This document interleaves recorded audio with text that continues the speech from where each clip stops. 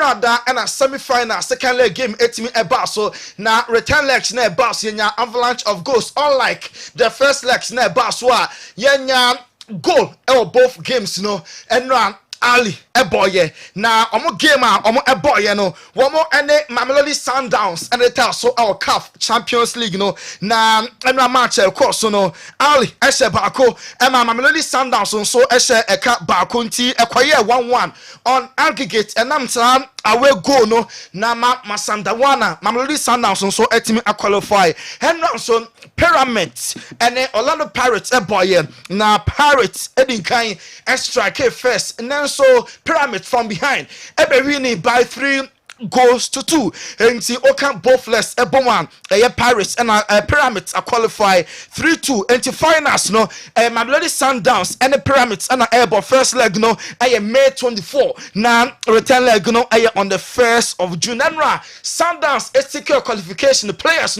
as celebrity our park so time man I'm free parking Sundowns players edgy or many brutal mommy uncle na yenhwe Mamelodi Sundowns players as celebration.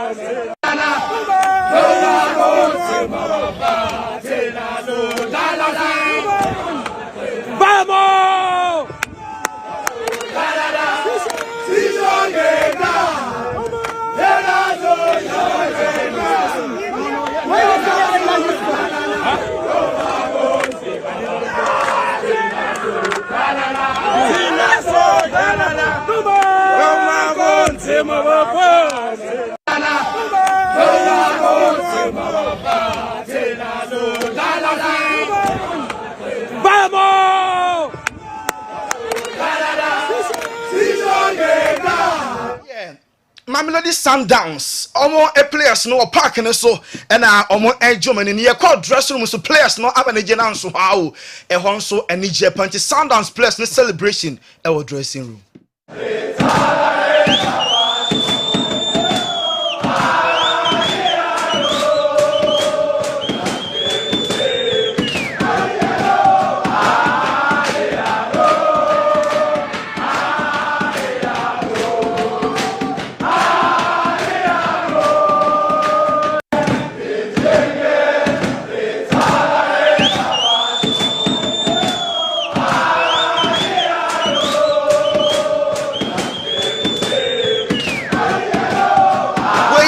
Masandawana Mamelodi Sundowns players officials our dressing room na Sundowns supporters timi travel anko Egypt fie so kasa yentie Masandawana fans Thank you so much for the posy, for the support, for the songs, for the win to the final Masandawana.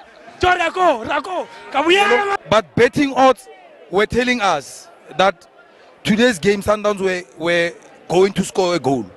It was a 0.85 odds betting. They shows exactly that Sundowns was going to score. Al Ali is not afraid. Mamelodi Sundowns almost supporters and now also Pyramids players also celebrate power bra. Almost a secure qualification, first ever. CAF Champions League finals. Pyramids, players so our parking some officials and day and then he was parking some so and final game course so now right after the game Mikel Gadoso a coach and Mamelodi Sundowns also trust Nemo qualify into coach Ekasai. Very tough to come to Cairo in front of all of this crowd and come back with the qualification. What was the key for this achievement? Trust, no doubt, trust. Mikel Cardoso coach at the Mamelodi Sundowns, Orlando Pirates, coach Jose Rivero, also Kasai, young man for and so man qualify. Coach na apologize say about Pyramids Abaso. For going to the final. Second, also congratulations to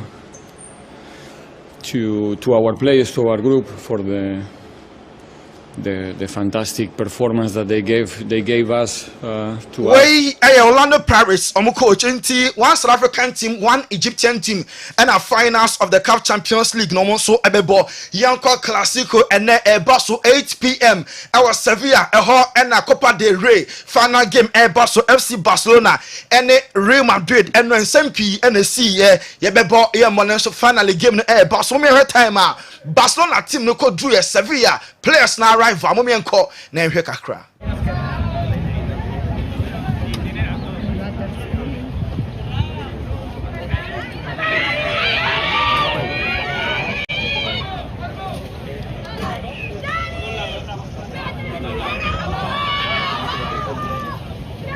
Wey Barca oma rival na Lamine Yamal ode as a hoodie bia sheniti as we bucket be then or the air cut so throughout the training session po Lamine Yamal ni three no when you sa cap no ya hwe say wa die ni ti no aye blunt wa die ni ti no na ene what be game ti Lamine Yamal ono so capture no ono so hairstyle or the air back classico no enye easy crying ti eno na mo hwe e wa Kessben television so Lamine Yamal na emia cap no ti wa die ni ti aye blunt na ene classico no or the ebe face na time a better just Madrid game no omo come back to Madrid no Lamine Yamal tweet bi or say omo silence no ni tweet no nie also omo silence no speaks louder on say throughout enra na Madrid complaints in referee say sa Barca fan kasa na Lamine edisa tweet way eba bonten na Barca fans no so akọ draw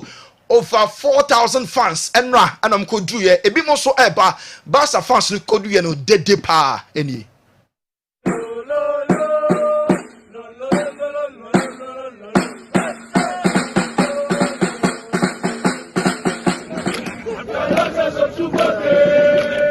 wey Barcelona omo fans na omo Sevilla and the pina ebe ka onwumre no nwotwe na final match no Barca Los Blancos Real Madrid team nso ekodu ye na wo so kodu and fans no omo GP na time Barca no kodom hotel ho no Madrid arrival no na enye isi kra mo me hwe omo so de kakra.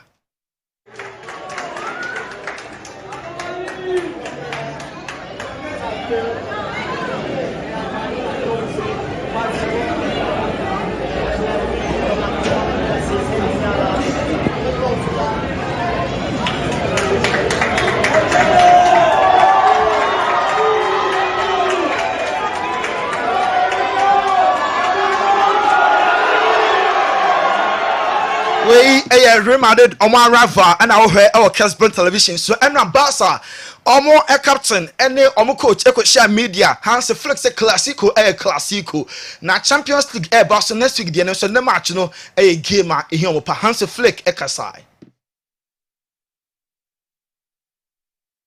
Walinti ebe try near the summer Hans Flick and the two manager Emma Barca ne kasani.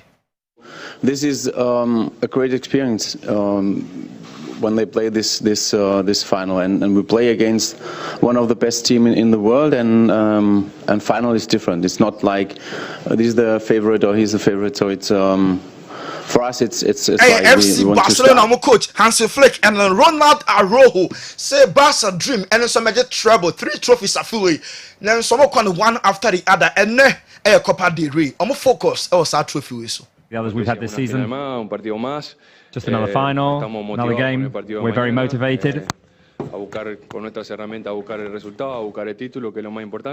tools we have, we want to get the title. Ronald Araujo, captain Emma Barcelona, and Rada, and then Samuel Ebeye Deja, because Madrid, TV station, now time announcer said the Bogos, and a center referee 4 and a Clasico, and a referee no games already in the errors, and Yema Aquatia Madrid no, almost started say Omuyi. Na referees no enra, omo yen central for nhemu mo omo. Eho, and central ko ba akoko bisa referee say the Bogos, Madrid omo ayu mfom so na uhuni sen. And I say a hard journey pa, say Obabeko school na yakasa o papa. wonim adwuma oyɛ referee na ne so kromfo de ye hu bi da ɔse aya na edin pa so ba be free school aba na wabebe so dada oyɛ kromfo na because school mu ɔmo so wo cheating kwafo too much oyɛ thief na referee is also nyam to boase church oba mu say entisa referee no ɔkasin the bogus na obie na no a enusuom kwantimu a mo Kessben television the bogus Ricardo eno na osu na enwumre no sa ade ya referee ko ye Madrid for no anye omo de cranty ebeto ja say omo pull out omo come back to Madrid even enu a omo training session o sen kan bass no omo anye enti Andre Lonin ye sokofo team bass omo ka say be ma brawachi na yen ko training bia press and so omo anko nenso Florentino Perez and you remember statement eba say classico no den omo enso ebo ne be na no mpe omo say some match officials name na interest omo pull out from the game ti game no kwan bia so bass ne no na Rafael Luzan or president Emma Spanish Football Federation or say obi a remaining camp and you be enjoy a great finale and no aye Copa del Rey now you say Mbappe onye 100% fit or depends ewo ne nine mu anunti coach na ebeye medical team run late test na for pass ya omo amana bo one started there Rodrigo and be started at the Madrid say Chelsea and Christopher Nkunku omo entemo no den a enya say because Nkunku Chelsea enya decided say at the end of the season no a bobi aba na reasonable the ambeton Christopher Nkunku na another player and so aba Enzo Maresca coach Emma Chelsea so abre and sen for bonnet says season with Chelsea nyahwe or say Chelsea must start from last year and Chelsea or may improve brutal Enzo Maresca Edmunchu Mumai 0 how many times this season almost all season is an improvement or not? No, it's just is an improvement or not? Yeah, well, I suppose it depends where you finish, yeah, no, it's already an improvement because we spend all season there. Now we're gonna try our best to finish there, no doubt. We want to finish there, no doubt. Enzo Maresca said Chelsea, young starts from last year. This year Chelsea team no, improve power. Ruben Amorim say when they catch the players no there. Obi abeso Obama United ko for adwene say United team no nya attractive. Omo team ntwe top players. O say players pina enya United ene ya omo ebebo. It's Manchester United. What I feel is that there's a lot of players that want to play for our club, and I know that if you look at our club in the moment, it looks like sometimes with all the problems with the staff or people going, changing coach, the results looks like a little bit a problem in the moment, but we have a clear idea. And that is the way Ruben Amorim coach at Manchester United. Yanko Italy, AC Milan enya injury boost because Kawaka say last game because of injury. Now so training enti game against Venezia no obetimi abo edi amam AC Milan sa match no eba so ochina Juventus any Monza ebo weekend way na two players doubtful back Randall Colomwani and the Koopmanes some players no medical team no go so and Koopmanes there game man airborne ono enso entimi ensia kan Alexis McAllister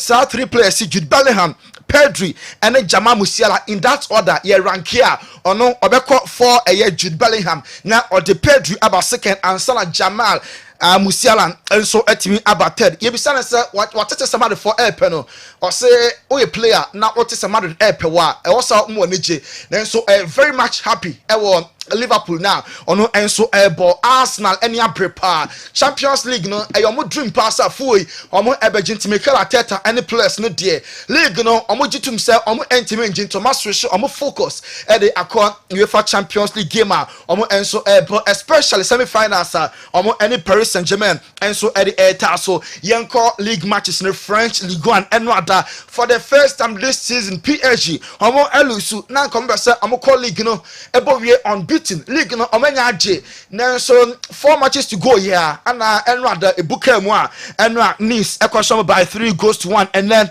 Strasbourg boss Saint-Etienne Le Havre and Monaco Lyon and Rennes Angers ebetwen Lille ochina Nantes and Toulouse Montpellier and Rennes Lens Bordeaux na Marseille and Brest so about PSG edikan 78 Marseille at a second 55 Monaco at a third Nice at a fourth and a Lille at a fifth 6 ɛyɛ Olympic Lyon yɛntoa so ɛnkɔ Germany ɛno ada yɛhu sɛ Heidenheim ɔmo ɛshɔke Stuttgart Heidenheim ɛkɔhyɛ Stuttgart ɛka baako a ɔmo ɛntimi ante ɛnɛ Leverkusen ɛbɔ Augsburg Bayern Munich ɛne Mainz Hoffenheim ɛbɛbɔ against Dortmund Wolfsburg ɛne Freiburg Holstein Kiel ɛbɛbɔ Mönchengladbach na yɛnya Frankfurt ɔmo ɛne RB Leipzig ɔkyena ɛyɛ Bochum and Union Berlin na Werder Bremen and St. Pauli above Bayern Munich edikan 72 Leverkusen at a second 64 Frankfurt at a third fourth RB Leipzig yanko English Premier League no weekend we matches are Barcelona and then lunchtime ball and pay 11:30 na Chelsea and Everton omo ball na Brighton omo the West Ham game no so abaso and no 2 p.m. Newcastle ball Ipswich Town Newcastle and Ipswich no match no baso and now Southampton and Fulham Wolverhampton Wanderers and Leicester ebeshia ochina Sunday Bournemouth and Man City na Liverpool and Spurs match no abaso Liverpool just a point omo ya draw or a win over Spurs league no omo and agye Liverpool edikan 79 Arsenal second 67 Man City third Nottingham Forest fourth Newcastle fifth Chelsea at 6th Aston Villa and at 7th English Premier League table no so wey eso an yegina na yede nkofo close on some yede si na yakotie doctor Amagashi clat work akra bi eba pe yede mu nkyeremu ba stick and stay Dr. Amagashi etwa so dia maye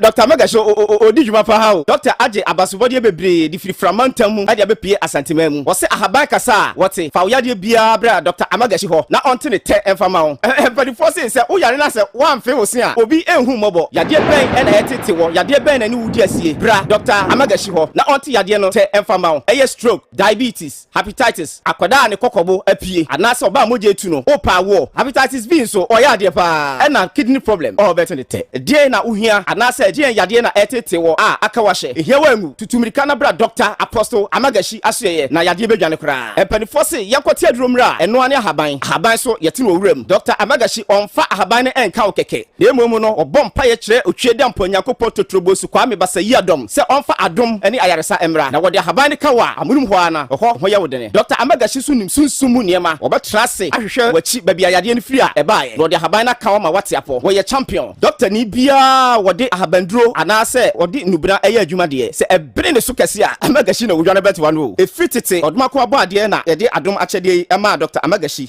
ode adi dwuma abesi ne Amagashi wo ye champion Dr. keke fa wo yade ebra na wuduru hompo a yade no 40% kura timi yira ansa kura no wo doctor se wo enkrama mu a enha ho makuma se kura eno ane se obekọ Kaswa Prison Junction ana wotakura de a apawan Kejebri Government Hospital Kumasi so bra magazine macro police house eho ana Dr. Amagashi asoyewo techima so owo Hansa Brigade ana bogoso power line eho ana obehu Dr. Amagashi je number ye da frɛ Dr. Sesia ewo 0547 044 307 ana 0544 580936 ana 020 2408 206 Freddy Sesia na yade anku Dr. Oye kikim Dr. Oye bruta efiti trade ibesi ne twedi ampon boss ro boss ase wa mo bibia biem ebo mu niema no bibi fufuro bia meka ho biem eno amu na suahunu nimde e kire de ye de enye ene de ye ena okutwa so mbeka kire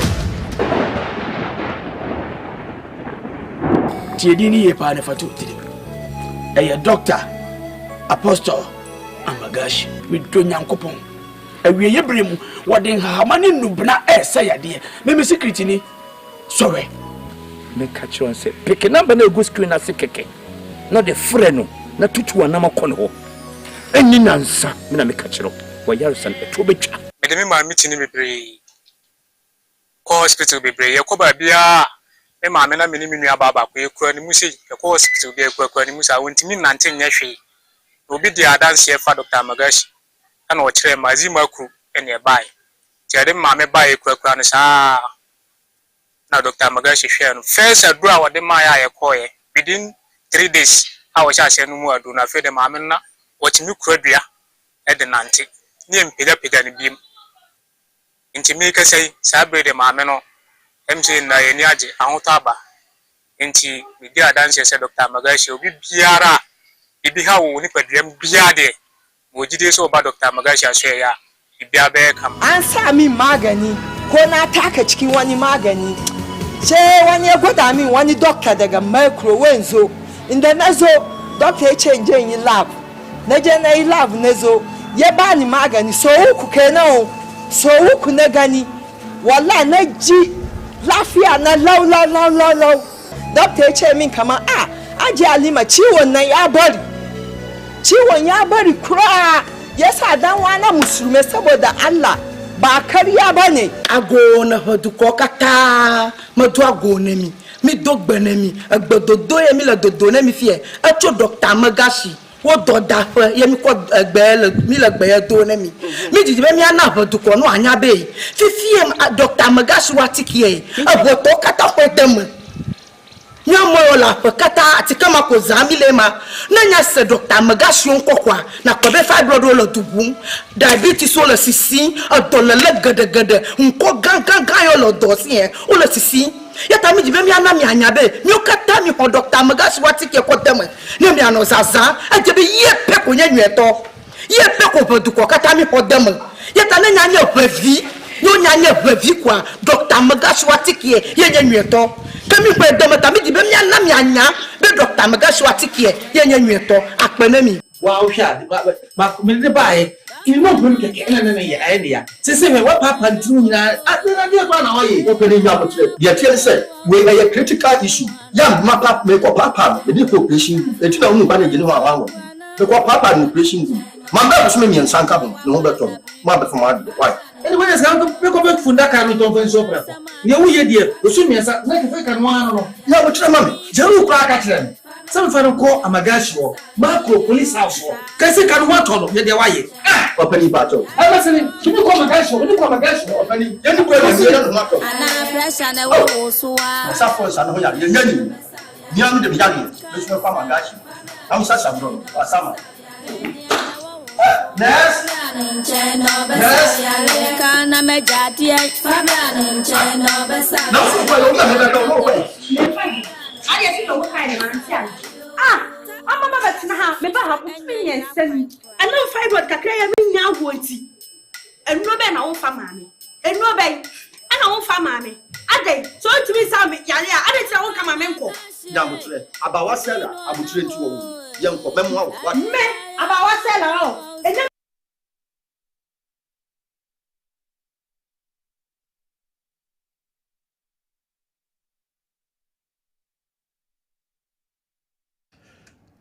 Okay.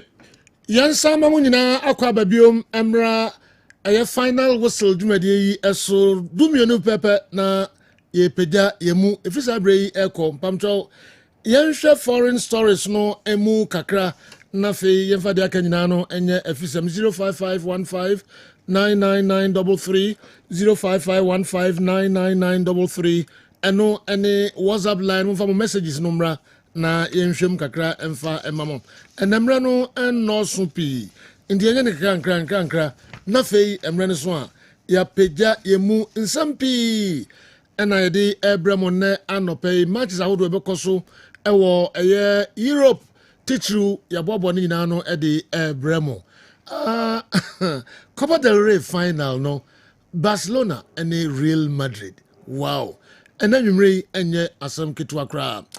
And I say other games ni na bobo no the Brema African Youth Championship and so ekoso nkwada schools omo ball boy ekoso ewo enkran no sen na eno so akosi CAF Champions League enra semi-final games mienu eba so ina minim awal ba be transfer no biebiem kakra de amaye enye asem ketu akra say Orlando Pirates omo entimi and qualify Pyramids yi omo Efrim Emom Mamelodi Sundowns and it's me Ali. Enti akwaye Mamelodi Sundowns and Pyramids for Egypt and ebeko final game no. Liverpool weekend minim Tony omoje league na. Yeah, man, the league no majidada. Majidada. Sa. You go say waste time crowd. Oh, we are Tottenham be scare omukakra. Tottenham was fair. You know, matches of boy. Apart from the Europa na performance in the year no, league him say na Mexico.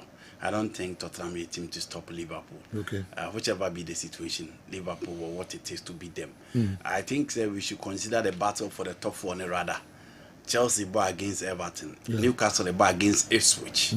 A honey baby or see a mayor Nico, but for Liverpool winning the league general, for me it's a done deal. I don't think Tottenham was fair. I've got what it takes. Unless the uncertainties are a part of the game, no. I told the be a football, so you're prediction. You're very careful now. Or in your prediction, or so they are creating a certain window. Say, a football, anything can happen. But so the Tottenham, now the Liverpool, now we had the New Year in the Premier League. And that's all we had their recent performance here. You know, not and all the last games on my ball in the last 5 years and 5 seasons, Liverpool in a better position to win the Premier League. Whichever way they win it. But I don't think Tottenham was paid. What will be the motivation of Tottenham was paid to stop Liverpool? A honey baby, you know, I'm very free. Tottenham already, they are thinking of showing the exit of their coach after the season. Their position now is to make sure, say, ebetimi, I'm maintaining almost 16th spot, maybe almost than now, because already Southampton, Leicester City, and the other teams are almost relegation now. So that will be the position of Tottenham Hotspur now. Just to spoil the party for Liverpool, those spoiling party now still are Liverpool or other matches to win. And if you look at the firepower of Liverpool, apart from losing to Fulham and games, some players in that Trent is there, Andy Robertson is there, Virgil van Dijk, Konate, Alisson, all the guys are there. And Tottenham Hotspur, almost team now move from bad to worse. I hope almost may be in the Europa, but for the Premier League, it is Liverpool. And I don't foresee Tottenham Hotspur stopping them. Okay. Dynamics net is a Champions League slots, I feel Europa Conference. With just about 4 games or so to go. Say Eddie Kaka said team and the matches net deep pie Chelsea. So here Nottingham Forest are matches net day because only Chelsea cross our last game between them. No, so here points net table last match no BBA. At least they are good to go. Inti Arsenal ejina baby, Liverpool ejina baby into omu ni the omati. The rest of the teams in Manchester City, Newcastle United, and then Nottingham Forest. We are now the Aston Villa and so about better actually. It's Yedikaka. Chelsea games need difficult because they will be playing against Liverpool, they will be playing against Manchester United, Omobeko St James Park, and Omobeko the City Ground. 4 games we said do. Matches in heading. And the game I'll bet him on Saturday say Chelsea is going to win these games. Obianim so on Manchester United game Pimpi at a draw. So those are very common. Liverpool a draw na so much league in area. Motivate in Bafem and again be making sure some be making amends in terms of wrinkle changes or line up in Chelsea that chance to deliver. But Newcastle United and then Nottingham Forest game Nimbi a very, very difficult for team your friend Chelsea, especially the grounds now or more ebebo games. But the last game at Chelsea boy, the kind of resilience I almost show you in that particular game. So more to us then and teams should watch out for them. But under Enzo Maresca sana akwakoye, first class performance today. The next game no bones na players no so performance happens on no. So Chelsea dynamics in the Nottingham Forest, they only need to be focused and make sure say they win 2 out of the games now they are good to go. There's no pressure on Manchester City. Say general omobetimi na omuntimi. Almost last game boy against Everton no. Not pressure down almost. But because they want to be part of the Champions League, Shebebi or Mutimi and making sure so within the last 10 minutes, Omubetimi and Yetuna Edia winning that particular game. It is a CRD. Newcastle United last 2 seasons number Champions League. If you want to keep Isaac, if you want to keep Bruno Guimaraes, if you want to keep Sandro Tonelli, then you make sure you play in the Champions League. Because these guys that are ripe for first class teams and European competition, it is a Edia Opesa Mranti Eka. Then Newcastle City last season they more demand Bruno Gika and some of the captain band the man. But Sandro Tonali is likely to move to Juventus. Alexander Isak is cut to play for any of the top teams in Europe, and Bruno Guimaraes all the big teams in the game are Manchester City, Arsenal, Liverpool, Man United, Barcelona, Obiye Hiano, and one in midfield. And the 3 players is up so Omokadia Junior. Omoko Champions League, Omobeka no Wesi Akan Ediama. It's Newcastle United and so some they can be part of the top 4. Nottingham Forest. Season we are 3 players and a Nibeko Bompa minim say Manchester City, Nigeria ni Abrante Fen Ole Aina. Say right back ne hoda hono. Matthias Nunes cannot continue to play the right back next season. Into Omo Peno Denaba. Again, the 2 centre backs of Nottingham Forest, Abrante Ayefeno, Moreno, and then Nikola Belenkovic. So Nottingham Forest is in a better position than near. Any of the top teams will come for these 2 centre backs. And Abrante Ayefeno, Chris Wood performance or ball ahead of Tau Auni any performance or their man. It is a do when teams are at sometimes almost so disappointed because game one boy against Aston Villa. No bien me say be but Shakram for so ten Villa Villa best 4 goals to 1. It is a do Arsenal Liverpool at your team are your friend Nottingham Forest by their features almost be team are part of the top 4. Chelsea, Newcastle, Manchester City, one of them will join the top 4. Okay. Sad situation it. Wow. But CCC created 5 beat me about champions. Yes. Inti omunyina ano and it's likely say bibia akototia. English Premier League sides now likely to win the Europa. Say bibia akototia. Inti Manchester City, Newcastle United, Nottingham Forest, Liverpool, Arsenal, Chelsea you know almost some you know Oman elevate your performance in there. A bad for them to be part of the top 5. Okay. And the ancient matches no more Kakrani and Korea Copa del Rey final. Yeah. Okay. You know, Bournemouth be very quick. Bournemouth airborne against Manchester United. Our vitality, Bournemouth Park and so. Now I'm to United to Old Trafford at the Bigu Omumu Etun Trama and Yama Kutia Manchester United. Here in United, the concentration is on the Europa and a Man United and New York. Again, if you look at Bournemouth team now, almost a performance and their performance Obekasa abafem into United they room won to be a call for United. Man United dear omo ya say omo betimi I don't waka baby or makano. Now omo hoping for quality next season. No many players already omo line up players are Obiense Liam Delap, Matthias Kuna, all those players omo line up omodi omoba. Against Bournemouth, you know, story about Old Trafford is different. And I know Shakwaya Wolves Edebeye omo Old Trafford. The fearful Old Trafford grounds is no more fearful again. A harbor bay a normal ground for any team. And so we Overhampton, any day and come with Premier League man, come here and can a cool chop for Manchester United, but still, you know, Ankoyi. At Air, Bournemouth, the likes of Anti and Semenyo, Dango Watara, Justin Clevet, Ofobise, Evan Nelson, Tali Adams, Louis Cook, Jen Holsen, Ivan Izabani, all those guys are still there. Milos Kakes, and United should watch out for that boy. Milos Kakes, very good player, and one of the, for me, he's the best left back in the Premier League this season for me. You know, these are the guys that United should watch out for them. I see a bomb of winning in that particular game. Everton a boy against my friend Chelsea. Everton Kolusu to Tima, your friend in Manchester City last week. Chelsea problem let's see game by Omani Everton a boy. Amareska Koka say omunka say omu de omu peligi biaje. E ho na problem don e chance e baye. Everton under David Moyes, omu free relegation zone ho. Aba bedru so a enema eko yi edema omu. They will be missing Beto.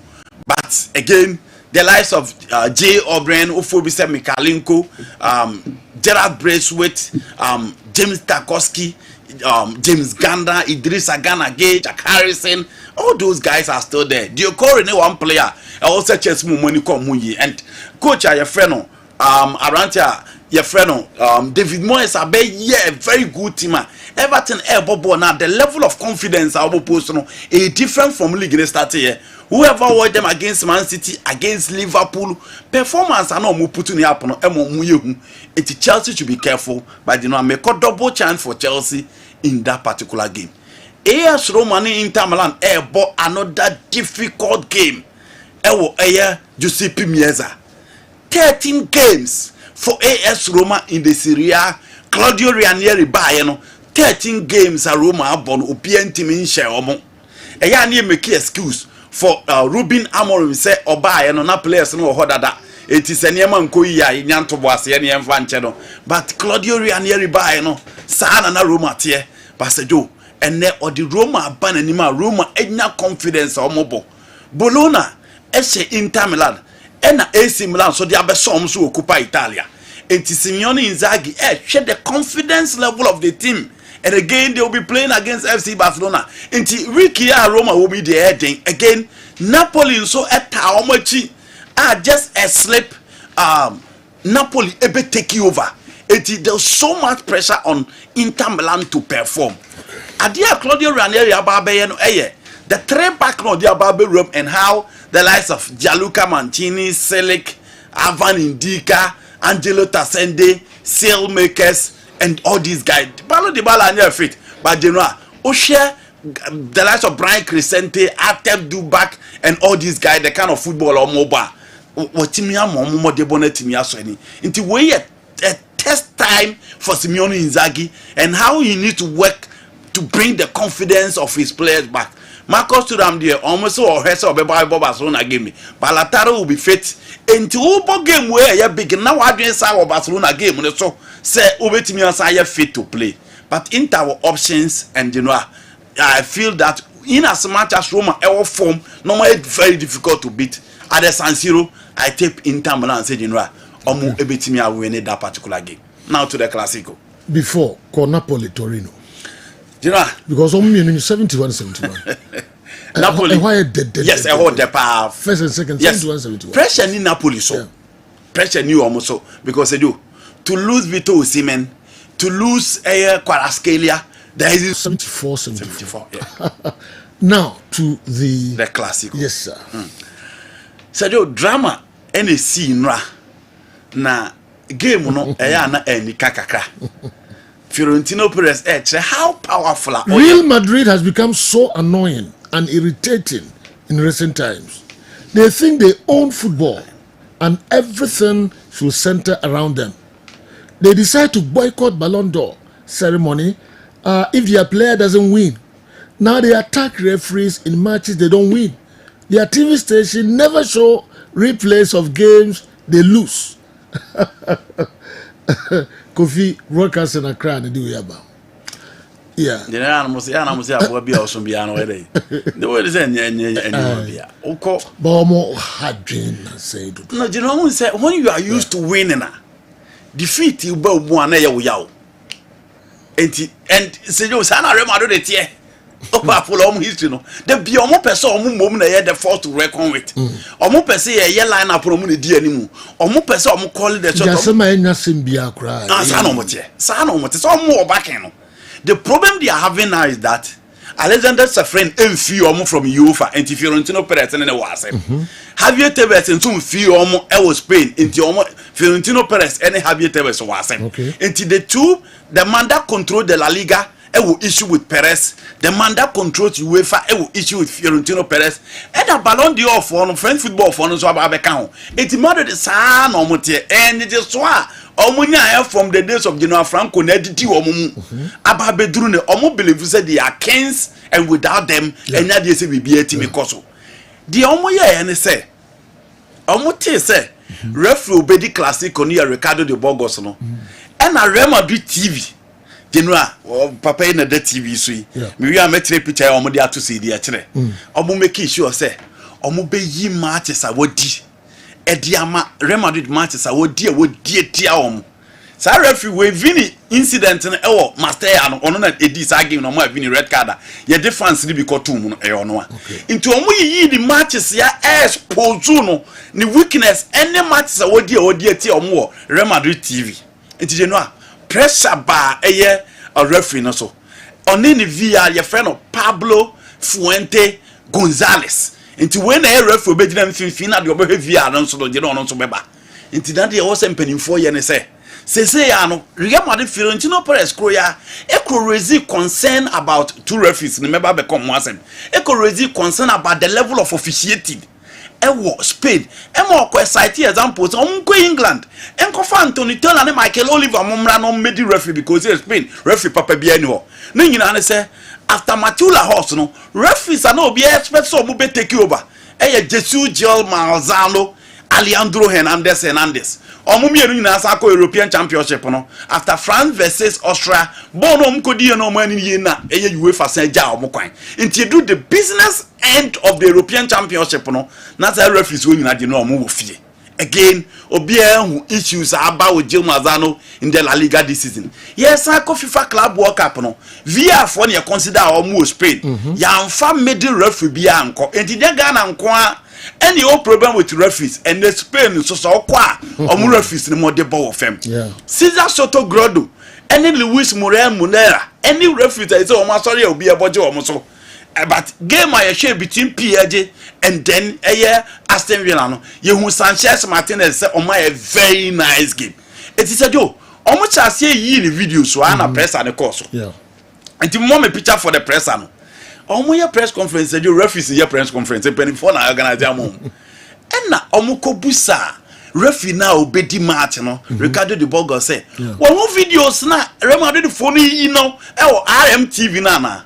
Eti oye so answer question na osu no mbusa answer ade o se ne mako school a ne mane ba fia na omo nso esu se school mu omo kwa ye fro omo so omo papa ye kromfo wow ni nyina ne se omo papa di matches na oditi arema de no oh how powerful Madrid here and the football na acquired to the level of enkra eco school na ye be catch up papa referee say o papa o ye kromfo me ye sure pass ye high referee say nka omo mahu omo performance and come asesa and general omo ka say e kire no nti o answer question na he was so emotional and na also enti the otine left no eye Pablo Gonzalez Fuente ono na be VR ne so and o ka say de twam de sin nyina onne Sakura no yes nyina twam match na ombe bo no be make sure say omu bedi match ni ye amadi obi ekeka bia no na ni ewu e na general sanse me nyina akoso now after the presser and Madrid for back bio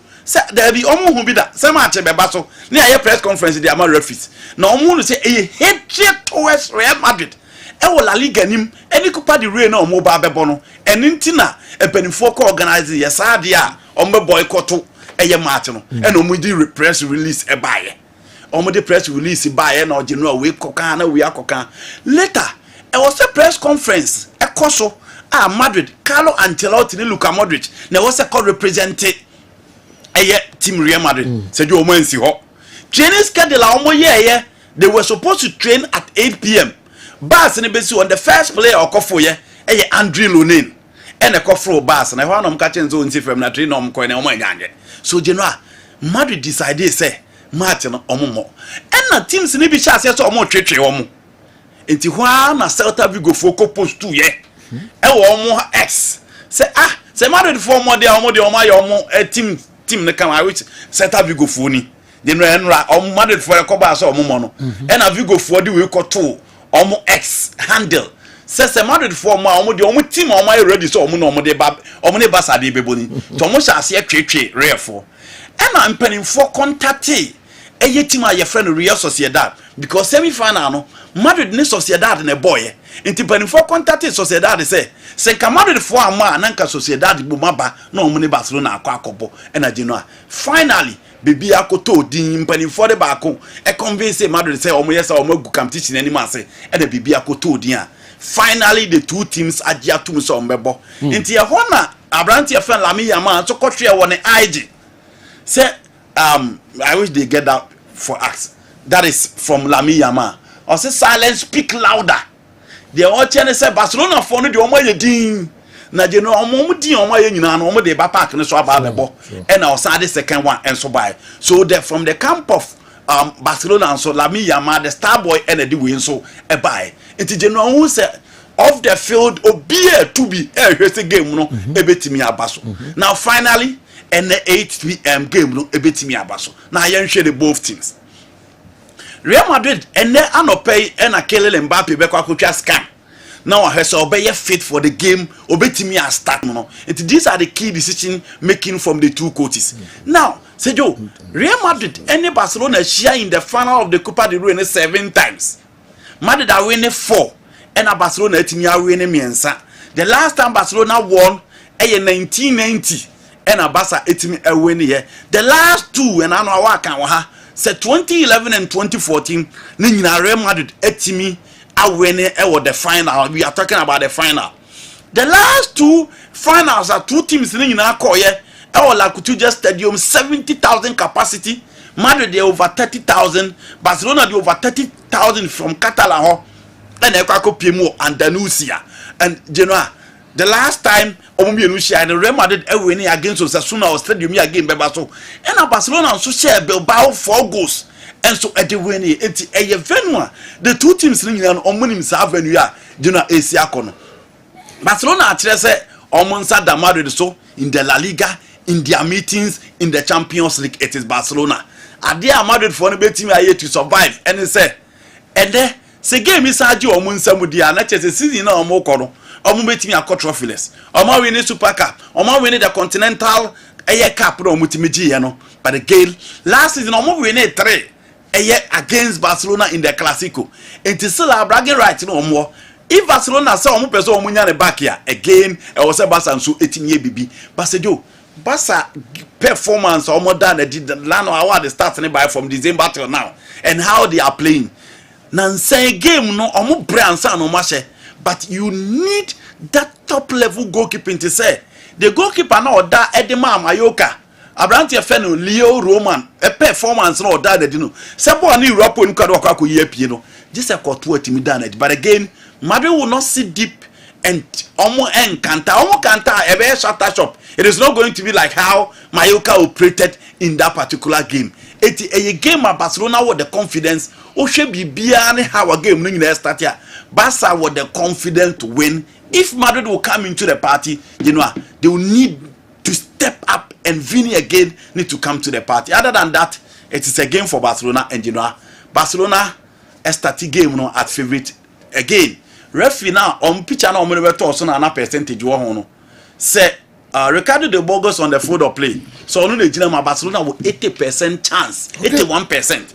But Madrid games a 64% chance. In general, Barcelona start the game as favorite unless Madrid do anything unthinkable before they can come back to the party. Last season Madrid share Barca 3 consecutive times. League home and away. Okay, 2-1 then in here. Jude Bellingham shared the 2 goals. No. Then of course the controversial one, which was the 3-2 now I could see here in the second leg. No. But they met in the Super Copa. It was Saudi. 4. This season, Barca had an opportunity to beat Madrid twice. One in the league, one in the Super Copa. 4-0, 5-2. So there is an opportunity for Barca to equal the record that Madrid did to them last season. Sergio, I see Barca winning this final tonight. Especially said they be who's Madrid for na case yen change referee no atomo. In as much as omonsa da so in the Copa del Rey finals no. Sergio, this time around we are determined to make amends. I see Barca winning. Key battle by midfield no, and that is where we are going to see this. Omuni betimi determine how the game is going to be controlled. The only one who does that within the game like what within their setup no Luka Modric Sergio onu so say what bre ni nani mo yembre and the only one that they can have is Dani Ceballos now and of course with Camavinga out of the game no and all the lives Ubeka Valverde Tchouaméni Sergio we are determined to hold that play deep in the midfield with Pedri Frankie de Jong Sergio no na be twa mo amo ye be ma Vinicius mu nyina be kira ba betake because you born to cry as a flick junior as a flick junior you're born to cry nti so bia be kire betake key battle near midfield Sergio I see Barca winning in as much as a big fine margins bia na this time enquire huge margin of scoreline by a fancy Barca winning. Okay. The Copa del Rey. Only Andy Barca the baba and show more analysis near the Barca winning I mean happiness be me as a more be who's on your Barca fans. No, you know me game no Matthias here to the level of me family who she game okay. Say the last time I discuss it me entina man who no bet twa no me family who she because you know football there bibia timi sound match bi wo team do re shame Arsenal versus Barcelona. Arsenal ye share match na sia na red card game na sesa. It's you know football there. Bibia to me yeah to me sesa game simple. Enkanya sa enra Let me be a set for Ali. Yes. So Mbasa ko final biom. You know. Packed stadium. Yes. I wish na poor match na we 1-0. Omo dey kwaje e final. Tama. Then something happened. Tama Tempers one Antimian control ball. Meaning so who's our ball last minute. Yes, Tempers an Antimian control ball. I'm see a rate because chance be build a best baby and with experience in the Champions League. All gas no. On only the face of the old gas. Omaka was a crowd losing a position with team. Intinami who chance a best baby na do Alif way. Ball grow move your own create chance. Me so omo the end maintain omo the end ma the difference be any when they are not in the game omo na san create chance and you know and omo shati bibia and when you can rush all is set for the finals. Ali sorry, Pyramids Sundowns. No, it was and then games. Not knowing say Sundowns is the different ideas in Eba. We say me predict an all Egyptian affair. Pyramids the omutimi so football. Football some Jama football people. So the game the atmosphere was so packed. I wish say among for nya game no be hwe na nkomo hu sene yesi ko support team. Send you see support team. More to me say yes, but Pia jump pack. Say you 90,000 seater Cairo International City. Wow, 90,000. Almost chantisa. Yes. Mutunyum sa till the end of the game. But say you Kailani here about 10 minutes break. If you could never go your pyramid, you know, Orlando Pirates. No, baby, there was just a trophy. We say we shall say 4 and we shall say 6. We say yeah early game no kwa omo be yi sport kakra bi na denta other open warming up. Which means they were ready for that game no. And honestly Miguel Cardoso went with a different mindset. So this was the coach on the touchline for Esperance Ali share in the final. So Oba Sandals Oba be share na di alali nature say we learning lessons. Okay. How to enter into a game with a different approach, like how it happened last season when he was the man on the touchline for Esperance de Tunis. Was the second half, especially from the 70-something minutes econo. Now Sundowns were pushing pa. And Pesa changes are Satama di Peter Shalulile, Ikram Reines mobile no Tembas one you saw said they were because these are all attacking minded players. And by that time now mother formed by a goal to nil. The only thing they can make is yem pushy for a goal. And to their luck, said you a bar almost 90 minutes of the game. On goal through Ashraf Dari and Mamelodi Sundowns are now in the finals. For the first time, said you in 9 years since 2016, Omuntimi more finals of the CAF Champions League. This time around, they are there. Omopim so omudu quarter final near you omofrim, omudu semi final near you omofrim. But this time around, it needed to take a coach who was on the touchline for Esperance de Tunis when he eliminated them last season. This time around, Sejo Odiomu Abba. Pyramids here, Sejo, Medical can say huge investment, Sejo, a result in the nation. Living under the shadows of Zamalek and then Al Ali in the Egyptian league. This time around, Wabasro, and it's possible to say we need only and Enwa Omonia opportunity to reach the finals of the Champions League only in their second appearance. Where second time Moko Champions League group stage. Last season Omoko no money TP Mazembe no group. And this season Mosa Bebu. So this time around they are in the finals. And feasting Kalala Mayele proved this metal.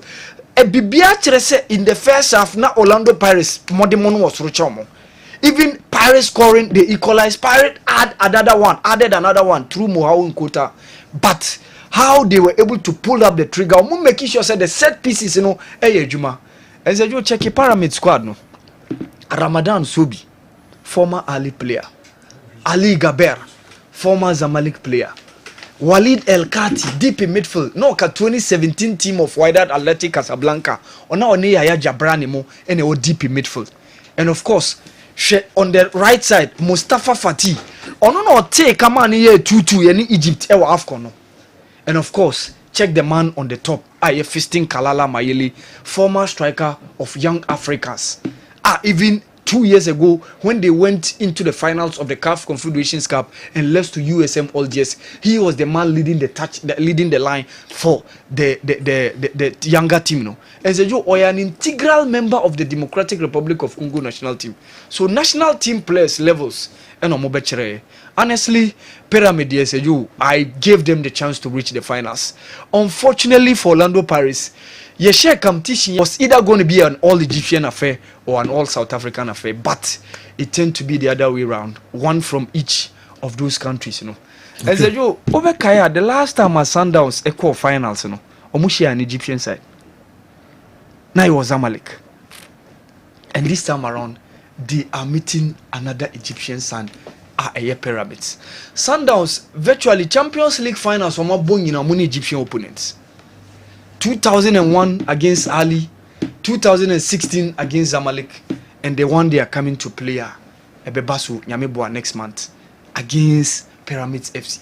So virtually final an Egyptian side. So Sergio, it's too unfortunate for Orlando Pirates. Modi remu the competition mu. And Timmy Amomo Pyramids any Sundowns any be home. CAF Confederations Cup ye be home adi abesi medical cassette for RS Bekani they are done and dusted. After beating CS Constantine by 4-0, so you, I don't see a coin beer CS Constantine Beshe RS Bekani. But the game my memory that game between Stellenbosch and Simba SC. Simba nya they only go through Jean Ahoua, but the second leg no baso or the Moses Mabida Stadium in Durban. Simba were Jumaye, they need to work as a somo ye Juma pa. Play above themselves. Make sure say they defend their lines, you know. Don't give Stellenbosch the chances because this is the Stellenbosch team that went all the way in Cairo to defeat Zamalek and secure that semi-final spot. Sergio, I wish Simba do final no. Now at least you be who Steven Deshe Mukwala also at least more than more Makwako Edema more Ewa Simba no. To be an opportunity reach the CAF Confederations Cup final. 2 years ago he was younger. So it's time for Simba to also replicate what Yanga did because Ekobanisa they be a younger for no ebenya omosona they be omakasa say omuno muye the team omudi final eba Tanzania. So I want to see Simba the finals of the CAF Confederations Cup. CS Constantine and then Bekani. Yeah, was the first leg no 4-0 for RS Bekani. Omadi so Sergio CS Constantine, I mean, who acquire bet me afaso. And RS Bekani at Chelsea CAF Confederation Cup, they are now a specialist because 2019 final against Zamalek Omuluzie near Kotoko group stage, you know. But the following year they beat Pyramids, and then 3 years ago in 2022 they won again in the CAF Confederations Cup, went all the way to the Super Cup and defeated WAC. So virtually after having the first leg 4-0 on Modikai and winning home against CS Constantino, the ball is now in their court. Sergio, so Motina Oma CS Constantino winning more nature so we dapa for power. I see RS Bekan in the final. And now the BB room. Ali, and I mean who line up on us why is Cardozo Miguel playing Lucas Ribeiro as number 9? Tarish Matthew on the left with Tepera Morera on the right, the Nametiase because of Munda on the right. But Ali team said you are never coming after Ali Undie, they don't have a controller in the midfield. So what share Sundowns Omu Chililino. Chililino Marcelo Allende. Marcelo Allende. Omu on the control Omu team no. Or sound rotating between him and Mokona. And Mokona is underrated, you know. And Omu Jedan Adams account. So the trade midfield of Ali and no Omu just decided to keep the ball. Omu enye. And Anamentia says, Matthew na di Peter Charolele to bench. A game on here will be obetting a good amount. Why do you keep your main man on the bench?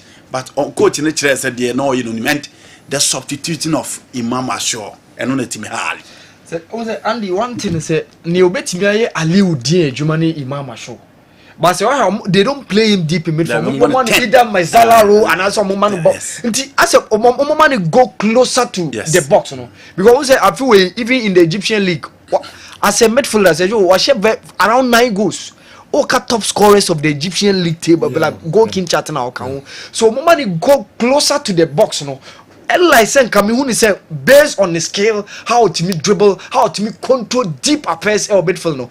And cause some in the man in the middle. No mama with Sam Abu Ali Ababe partner Gradisar because they'll be having 2 men attack.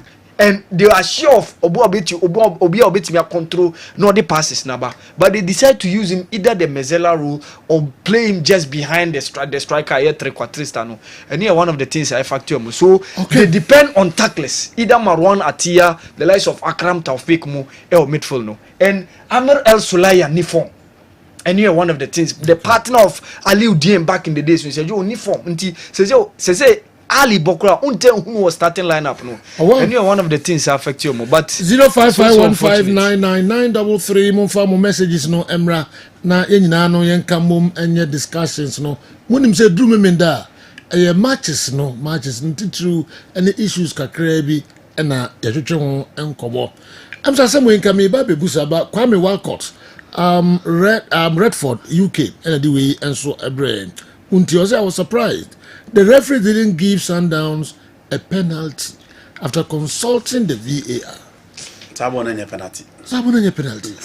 I saw Nike what is Allende or Lucas Ribeiro. Ribeiro. Ribeiro was minimum. But there was a touch. Oh, you don't know how.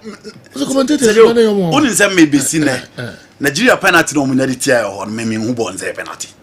Sir. Wow, didn't to. I know be who can be beyond FAO.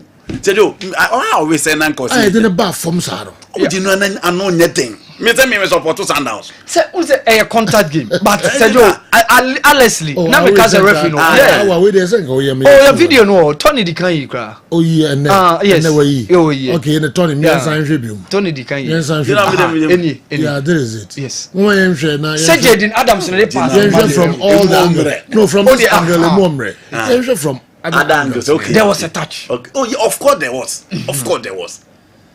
No muni angles ni nyina so am de mamu dada nti yen hwe ni nyina kamane nko echiri na bebia Jaden Adams e dey pass na e from this angle yen hwe we we momre ora mo sanyi we biom yeah and the other we referee ge be bu papa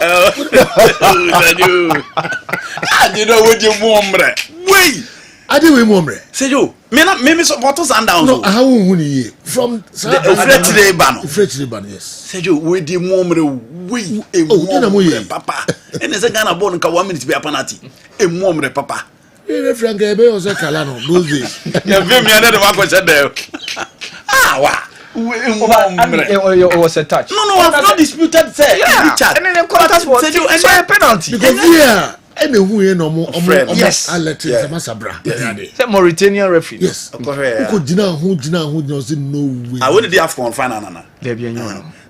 O come on we club World Cup no. Aya, yo. Okay. Mazejo, don't you believe say Argentina win? O ba say referees be jin number 3 or more. I said, okay, and no suit me, but when it said your media, I dear Bama say, because I joke media me clearly there was a touch. Me game clearly there was a touch. This was supposed to be a penalty. Yeah. Okay. And the finally. Sundowns will win it because and Feston Mayele, you know. Me had the bone come sana say me ko check in the salary $83,000 a month. Then not go with your they do $83,000 a month. And this guy watching Tinya say what's it footballer Africa Egypt and then one say no come sir. It is a do and the good thing is that two teams now more PA final in Isika finals general. Okay. Isika finals. All right.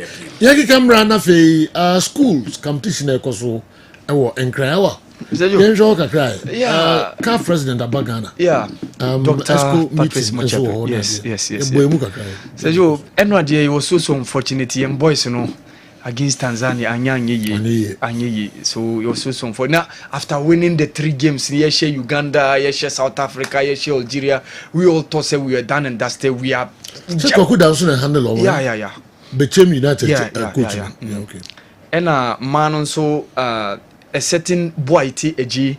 And of course Sandra, lady now coach is Sims yes ono so ka mano technical team bem ono no assist boy TJ but the mana from ne de omo timi aye ade na omo timi awini South Africa omo be final and ye be he ade amana from betimi but me man de sejo omo ntimi amfa koto anyen kwan omo atena ma Tanzania asho omo so ene ka first committee ne beba so e wo Kempiski Gold Coast Hotel e wa Accra na ye he ni mu se ne ye tete se the president of the Ghana Football Association likely say Betimia inducting as one of the CAF vice president, you know, a very good for Ghana as a whole. Say yes, you benya nipa a CAF vice president. Say you be me the pa. Yamfa wenum so emfa fem krankra your matches Ghana. Ebeba na be hwede nyina na fe issues here and there. Ya bobo so krankra dumienu na ye peja ye mu we final whistle memenda bia ye di ebro. Good day to you all, General. With Pyramids qualification to the finals of the CAF Champions League, Sundowns are the winners of the competition. Kosia Frani, Brekum Chelsea, anyway, and so Abreye. Weekend, dear Kosia Frani, anyway. Brekum Chelsea team manager. Omni Nations. Big game. What a game. So, Brekum Chelsea bet yes. Determine league no. Okay. Yes. Because Omni Nations were game. Omni BBN Go Stars were game. What's he say? Me say omo betimi determine you be winning league no. Oh, okay. Because Omni Chelsea. Yes, Omni Nations were game and Omni Gold Stars were game. Yeah. Kotokone Omni omowi. Okay. So those games no e betimi determine how senior table no level no be si akwa ko change. Okay. Na so e Brekum. Yes. Akwasi team manager Brekum Chelsea. Message me now dey ba fasa games no. And so e me twen on Fabrem sisi here. Na ya shama for cancel P. Ba me pese me jedi. Yemfa we num ka kai ho kakra legends no. Na fi yemfa other stories and so remo. Edin kan me fa cho say ayere mo tim amayetie Safo Jamfi. Eso mo ka edifa Mohammed Polo hono yenti kakra yedi kai ho kakra na fe yedi other stories no and so abremo yenti Safo bopa eni Mohammed Polo wo onimbo bossing Ghanaian players ame meni hu omu nyina Polo ye all time best me na me ka kire o ye na tutu Messi mpu me say samne no Kotokone has ewo Accra ena me ye kom Kotokone bi ona Polo adamfo no tie kotu Polo ene ye di nkoma ne so Black Star camp tie di nkoma no te next 2 weeks ade ameye mo enam ti yo ena papa ne se o se Polo twi me bebere ba o di skirt to so enam se me takin bebere ba o di skirt ye be ena ye starting samna so me ko abepo janse bi poi baby Angela FM no me si ho me bo anopa me bo ha 20 ni ma bo ma chi 20 ma ba ansan ma kokodoko training ti me si park no so a ye me say you know I say o tu mi ka wo so a starting game na Accra Sports Stadium me first ball Polo twin bi o twin me no what o twabo no ma o fa ma chi be fa ye na me da o se gbam na from there no me taki no ko jinsu na me call what na Safo mpese me bobo ni bia na de nkwasasem na ye call dressing room call dressing room na me gina ho gina no so e wo dressing room se na house on se na me say coach se me taki Polo afide Polo afide no meti ona no film Polo me na me ka kire oni bobo papa ye Ghana ye ka footballers abobo Ghana pa me die me side die de me hu ye ne die Polo no the best because I'm in Bob Blaster or control ball no cry be off or control ball no cry be off na cry the will be say I'm a passing your passing so trust down super be Mohammed Polo. Okay, we the black president Safo Jamfi ne de I don't know ye kaka ho moment Polo su kakra opportunity for him. Now, opportunity when it comes, you know, it's very different. I say to him that because I show me what the mabo, and then he feels that no, still no, he hasn't got he hasn't seen a player like Mohamed Polo, which I have to salute him. Waka Anukware, because he's Kotoko. And Amas, we are rivals, but one who the truth. And the truth cannot be hidden. As long as the cat a free sack and Waka Anukware. Me hope say, it doesn't raise my egos. It doesn't make me different Mohamed Polo. I'm still Mohamed Polo, but I only have to give thanks to Allah that somebody have seen the quality. A lot of people have said it. Mekai said, Fifi Bansimpo, Nancy, he said, even the world. He said it. And for somebody to see the quality and come out. But these are, they have eyes. And I'm still humble, the same Polo that I am. To folk, any commercial Sante could match Baina, Urimfi, da. Na den sunisi. Mode mon komra, yekwaba na yewura ni nyina emu kakran legends no akasa ye papa me ko time heba na mene na akusua kodi nkomo kakra yeba local stories no kwa na ede ebeto so mamo na akusua de say nyame adom achana also nyakopa no bia boko pa obadwuma na obo lives no okay there now the break time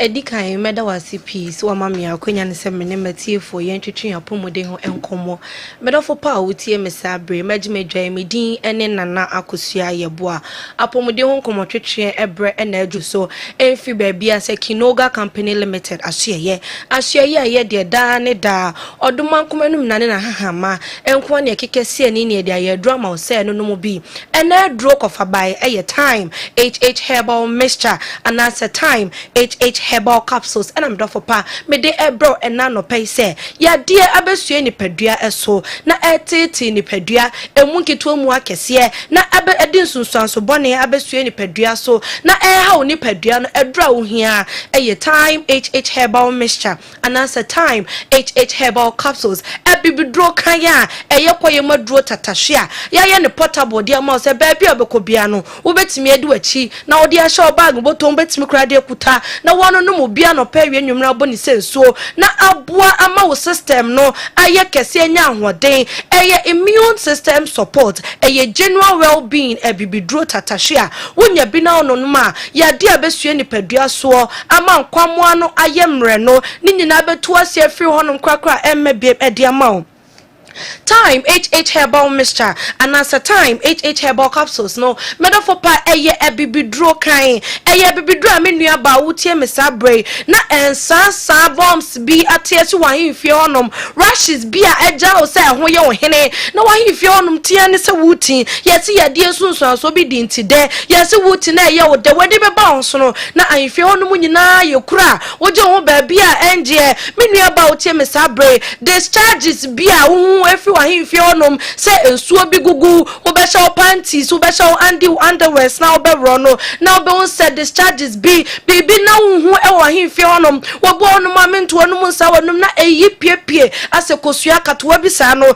ni nyina ye yade nsunsuan so a eya ebesue ni padua so a ha na eteti ni padua eye animguase yade kese eno ntina menua ba se wo beye oba osimu a na enka ene center abeji ni padua na boso ama wontimi mpie nko baabi wontimi nka ho nko ni pem eno ane se wo hyedem wodi wo ho kami wura esam yade yinti no wonya time HH herbal mixture and as a time HH herbal capsules edroni bia ebetu ase kwakra afri honom ede amao yade bia besue ni padua so a ama wo mayo entimi nsi PNC tano ebetu ayire afri honom wa himfi honom na obu nse wia na enka abejira honom afi wa hifio emu abie ayese kese wo ba de enye se kase oba na ese no anasa wonam ho ni nyina agina wa hifio ho ahifio no be yeso ko fresh e wo be ye neat hwehwehwam na cheka made ama ho na wura ba watimi awura mu ye didama wade mu ani je no SPS tano na ehia time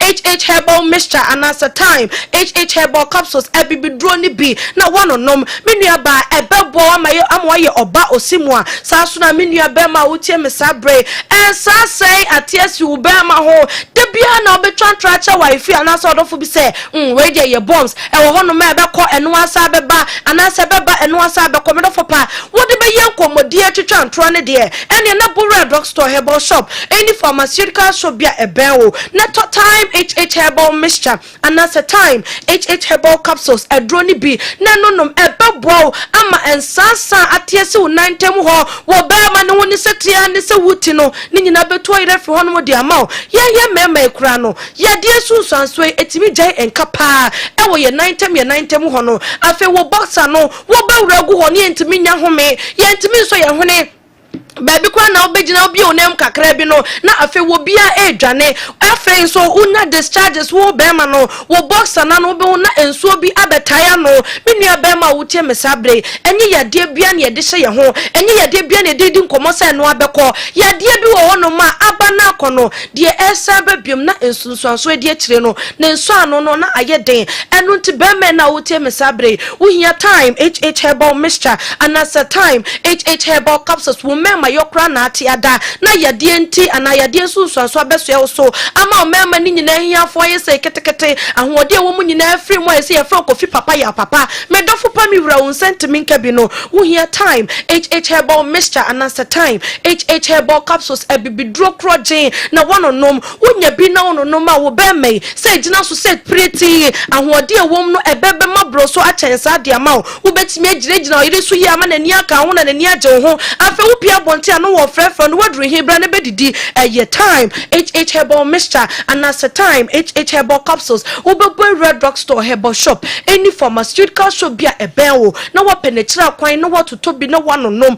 boni sin so no pewie nwumre fa ye odada dro ebusua eni die mu mede ye number tudwa edi amao frefre ye edro ni mu kire mu ye de abesua ni padua so ye babo anya ne so ano edi amao ye 0244 417 669 0244 417 669 sisi yade abesua wo so ana sisi mu kro abeyo sisi mu bebre na ama sisi yade aka ne ho e woni padua nim sisi so de e kan ye dada setena ho wo be na tia tena sia so de akwa abaye sisi so na nya adwumai wo na tia tu na je so ni abeti wo nya abeti na je so pepoma bi na de akuta menua ba ma menua ba wo tie mesabre sisi yade ni mobile ni mbema enu ntina mesra wo se sisi yade ne besua wo so na eya no wo tini dendenden anasa afina aka ne ho pa wo hia time HH herbal mixture anasa time HH herbal capsules ebibidro na wano no mu bisisie mu kro away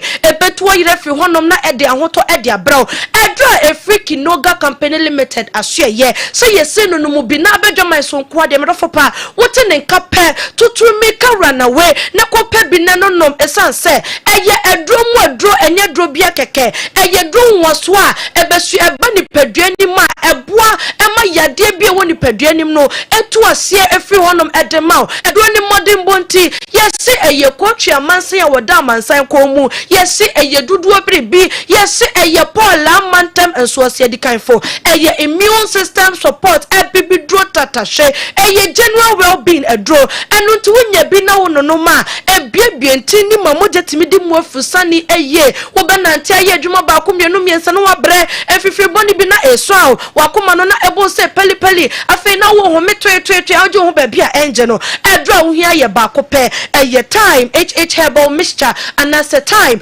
HH herbal capsules ebibidro kan na me de ebrewo ensasa na atiesu wedie no ani eja wo ho hene de biara dan wan se won sese ho na mani na tia ne se wuti wo bo akora no apedua bi na wodi dwene ho vrevre eba ne sa honam na ni kura nya akono ni pedua na e wo se timenyini na eye from wo ye oba ya hwe mienu wo ye bema so watimi agiragina ho so ama ho atode a ene na eye time HH herbal mixture anasa time HH herbal capsules wo penidoso po etua enyana ewo drama so Ashtown ubebo Radani Herbal Baseline Pharmacy Kwalenak Herbal Misty Herbal ena Apidank wobenya bi ewo ho Friday Men's Herbal yewo KO Oson's Chemist yewo KJTR Race Course Have May Pharmacy opposite KSTU wobenya bi ewo ho PFA Pharmacy yewo Tafunu Road ena KNJ Herbal yewo Emrom Ebijan House sa wodunso mu hawo wodunso na obema ni mu ye oya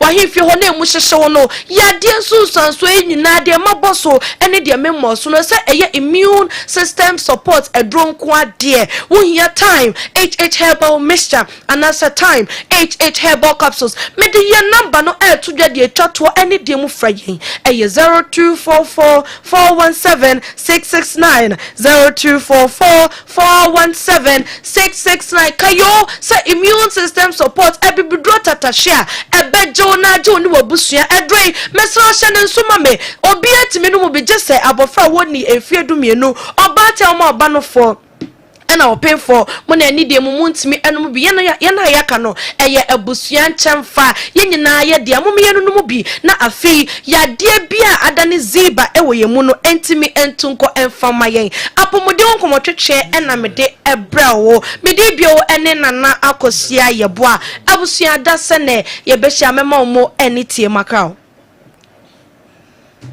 Okay. Now, Marcus, that's more friend numbers, no. Now, money time, heba, penny for in the and come on. O calls your hosu, why? Now, a sign who true ye, papa. Okay, now, Cosia, and a daytime, heba, and come on, de abraya, you know. Monunumbio, na, mon friend numbers, no, nam penny for no, at the mobile firm ye, papa, and Emma who does some year. Na, Emma, a dray at me, a call. Na ajo free nyarwa awdo nyina enso ehon. Okay, Kessben television, Kessben 3.3, Kessben 2.9 Accra, DSTV channel 364. Ya twaso de amamo de biom na ye hwehwe. Ebeko ye matches no emum mitre GPL games no na emum issues here and there ansana ya ko matches no enso so. This Muhammad Polo matter as Baba Alaba as to the level of talent of polo. And he said that Muhammad Polo was indeed even a better player than Messi. He was a super footballer. Alhaj Mahama Salia Efiura Wenchi Bandaline and a way and so Abeka program no home. All right, Julian Caesar, as Mrs. Samuel is hilarious. But I want to ask do the current game rules allow for man marking to the extent of following an opponent to their dressing room? Oh my God, the black president, you do all. Julian Caesar, and so atuwe agum ede abraye. Yesha DDDA or the by DDSA Coach Maswell Kunedu has been verified by many people for a headline attributed to him that quote South African's second tier soccer or football is more competitive than the GPL. Unquote. Maswa Kaza. I've not read that. Okay. Our own South African club Ebeno. Oh, okay. Apart from a free buy but okay. It's quite unfortunate that we still rely hugely on mere headlines because Maswa Kunedu explained that the salaries, bonuses and other incentives in South Africa second tier are very good. But we all know that the aforementioned tools are powerful enough for attracting quality and talented players to such leagues. Okay, yemfa NCA na sabakaza na zaina ewa na mia metwa so the amount. Akwasa Francis the general, we are leaving no stone unturned.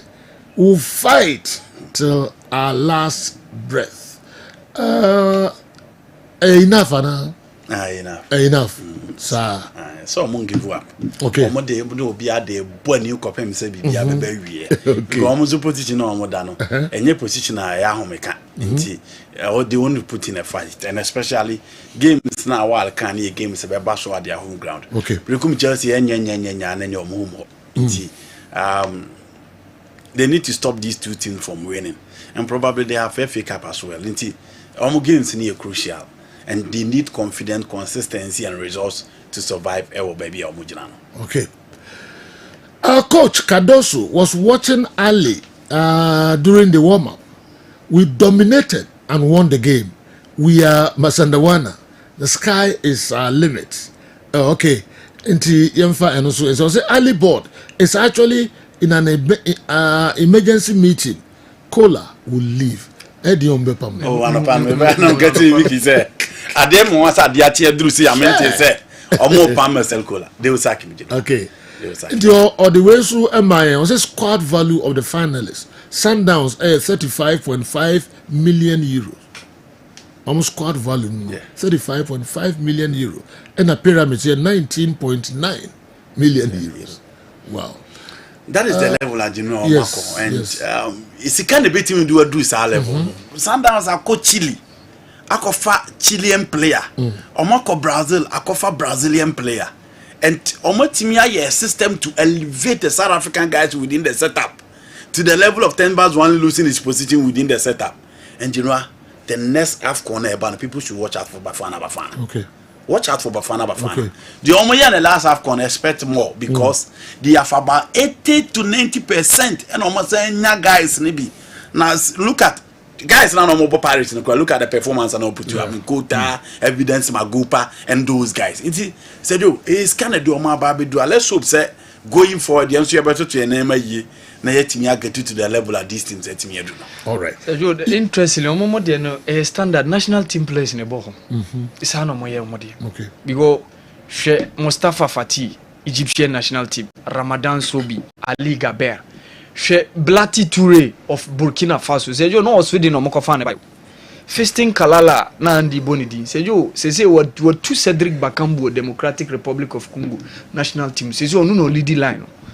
Or Africa, you will boy or Bola Liga, you will be an Portuguese Liga, say Okoteki. But say you ba or national team or no about league or Africa or no the main man leading the line. So that is the standard, and they pay very, very well. That is the standard. I see. All right, you come on tini among folk could din come kakra cameras no koi. Yentie kakra na fe yemeto aso. Classic Korean. Se Madrid anti-man when I shed abo we are my fancy cheera. Madrid form pom kaho. Because you say they who say white angels and a crown in a wolf. Ah, Edena Muye. Ah, Sanya Yadia, Mumma Bomma Ninye, Real Madrid party say Real Madrid. He said there be animal be animal. Danny Boy and a castle full slide. Kumasi. I'm waiting idea. Say it to them, Basa. Yes, Shabasa. You want to take one. You bu phone in here to tell woman now. No, I feel so Buakasa and Framo. Eh, Kasa and Frama. Yes, show mu, as I show mu 10 times. Kasa and Frama. On your new account. My ready for that on Metum. Oh, I do see that. Season. Yeah, season. Don't be a beer, best I show. Moon is a bit my summer. Say, your phone in Madrid. And born in Bossy. Your phone, one cousin himself, your phone see him. Shine your best I show with you. Basa! Yes, we can, Barcelona. Since where? But Madrid the Jam. Yeah, Manfo say, Oshe said the Musian Penufo. Now follow European League. Now I didn't say I'm follow European League. European League. Who's a place? No, team was a player winner. Me kwa koreno. So that by Hanui, unko play bia kwa koreno. Ye league yes this kind of sponsor league ni you know first kind of ware premiership scale premiership. It's kind of so crossing the Champions League. It's true, but they say one expected Ben enko pack enko ebo. But how could stadium play Ben ameko eno? You know man, player in case season crab boss. Obetimi abobo kakra no obetimi abobon was me. Yeah, si atono oko foreign so kra na boss. Onye bi mo. But one thing say you problem ye problem kakra so efrim penifo no. In case Brasta no ombema boys no I'm chance boom so timi abobino. Yes, oh, we professional. You professional be okra no team obono Europe. So yes, enti boy no what na no so timi kwa. Onu so to eco Europe. Yes, onu so professional. Onu so be bon national team. Enti mama na edwane. No team mo na so edwane. No, ati. Wana listen to the so far. Obi ani ho. obi a betimi no ago ba bia ya da and come bua nim ni abrantie nyakobo nsiramo jojo na me nsiramo no wado to Barcelona tomorrow mo se Madrid ya shene first half 3 second half 3 shene 6 Madrid betimi ni abo Madrid be kunu this season be me hunu say the team no we back na nyew na adum bi ne tatis bi ai Ancelotti tatis ketua bi so wo ye be obaji team no mo hu bo obabo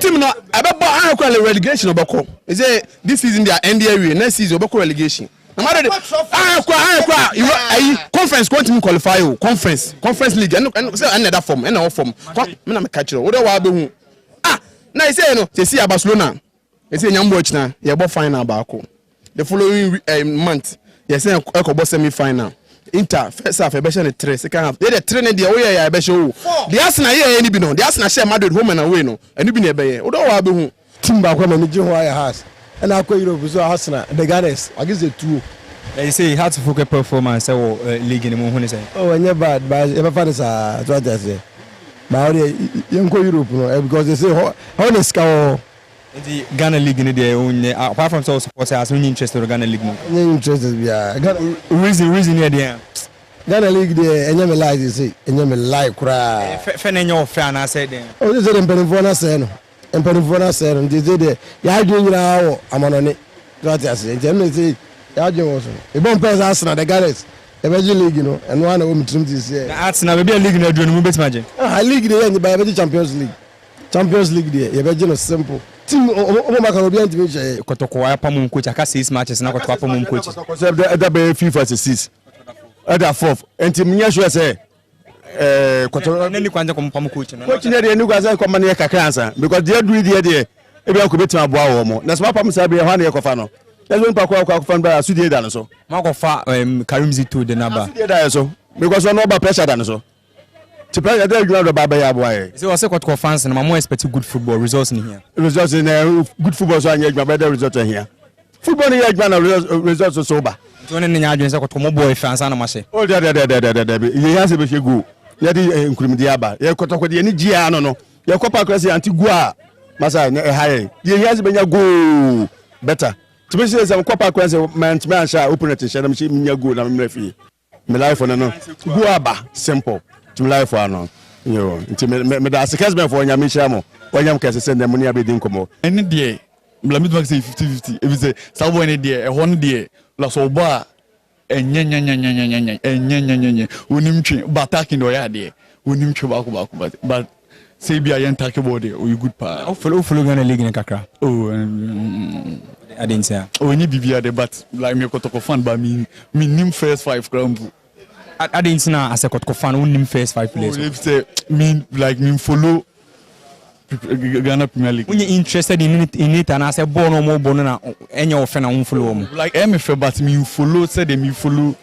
I can't say. And the person who reasons I won't follow Ghana League, you know. Oh, what they kind of create. She pitches. One say a very poor. And no more bonus. So also like more bass money be on talk. Kiki, and also so there. One say la nisha ni ha. What I say? Anything I mention, but like me mention Debia the one my ba could be. And you Debia Sunday 3 p.m. na Kotokwane has ebo. Na Basa ebo lower tier club bia. Basa. Basa me show Kotoko bo. Unko stadium ko Kotoko ne has. Me should be there. But I'm better me ko but me should be there. Oh, like me show Kotoko border. Right. And to going for the ones that they've been paying for improve our league. Oh, first one pitches no. And your cry mid 2 minutes there no na me home. And the omo pitches in there. Yeah, that's Muslim das. Yo yensan mra na yemeto so emfam kakra ye call ye camera so ko abonten mo ne ye ntwetwe ho enkomo enso eno no memenda program no na waso egusu a uti na fe wani enso egusu a uhwei edi eda so ene final whistle matches wo weekend di enyasam get wakra ene Accra Lions ene Bechem United 3 p.m.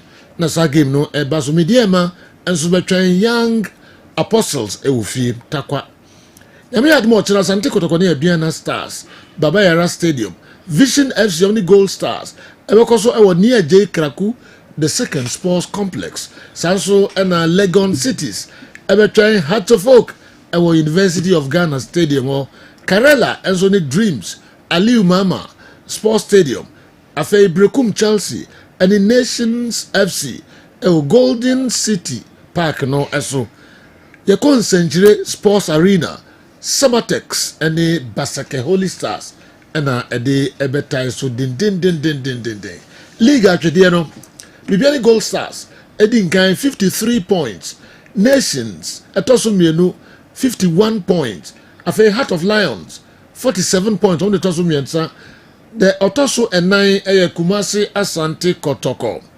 47 points Samatex ɛwɔ 42 points ɔmo tɔ so num the ɔtɔ so nsia ɛyɛ Hartlefolk 42 points Midiama 41 points 7th 8th ɛyɛ Bechem United 40 points Brekum Chelsea 9th 38 Aduana FC 10th 38 points and after 11th ɛyɛ Dreams FC 37 Basake 36 Young Apostles 34 Vision FC 30 and Accra Lions and so ɛwɔ 29 nti ɔmo ɛwɔ relegation no nsuakyerɛman deɛ ɔmo kɔ dada Karela akɔka ɔmo ho 29 and Legon Cities and so 25 points yɛbɛba bɛhwɛ saa matches yi nyinaa na wotwe yɛ ɛna Kumasi Asante Kotoko ɔmo sake ɛyɛ Ogum ɛma Karim Zito ɛbɛyɛ ɛyɛ technical director ɛna afei interim coach ɛma club no Prince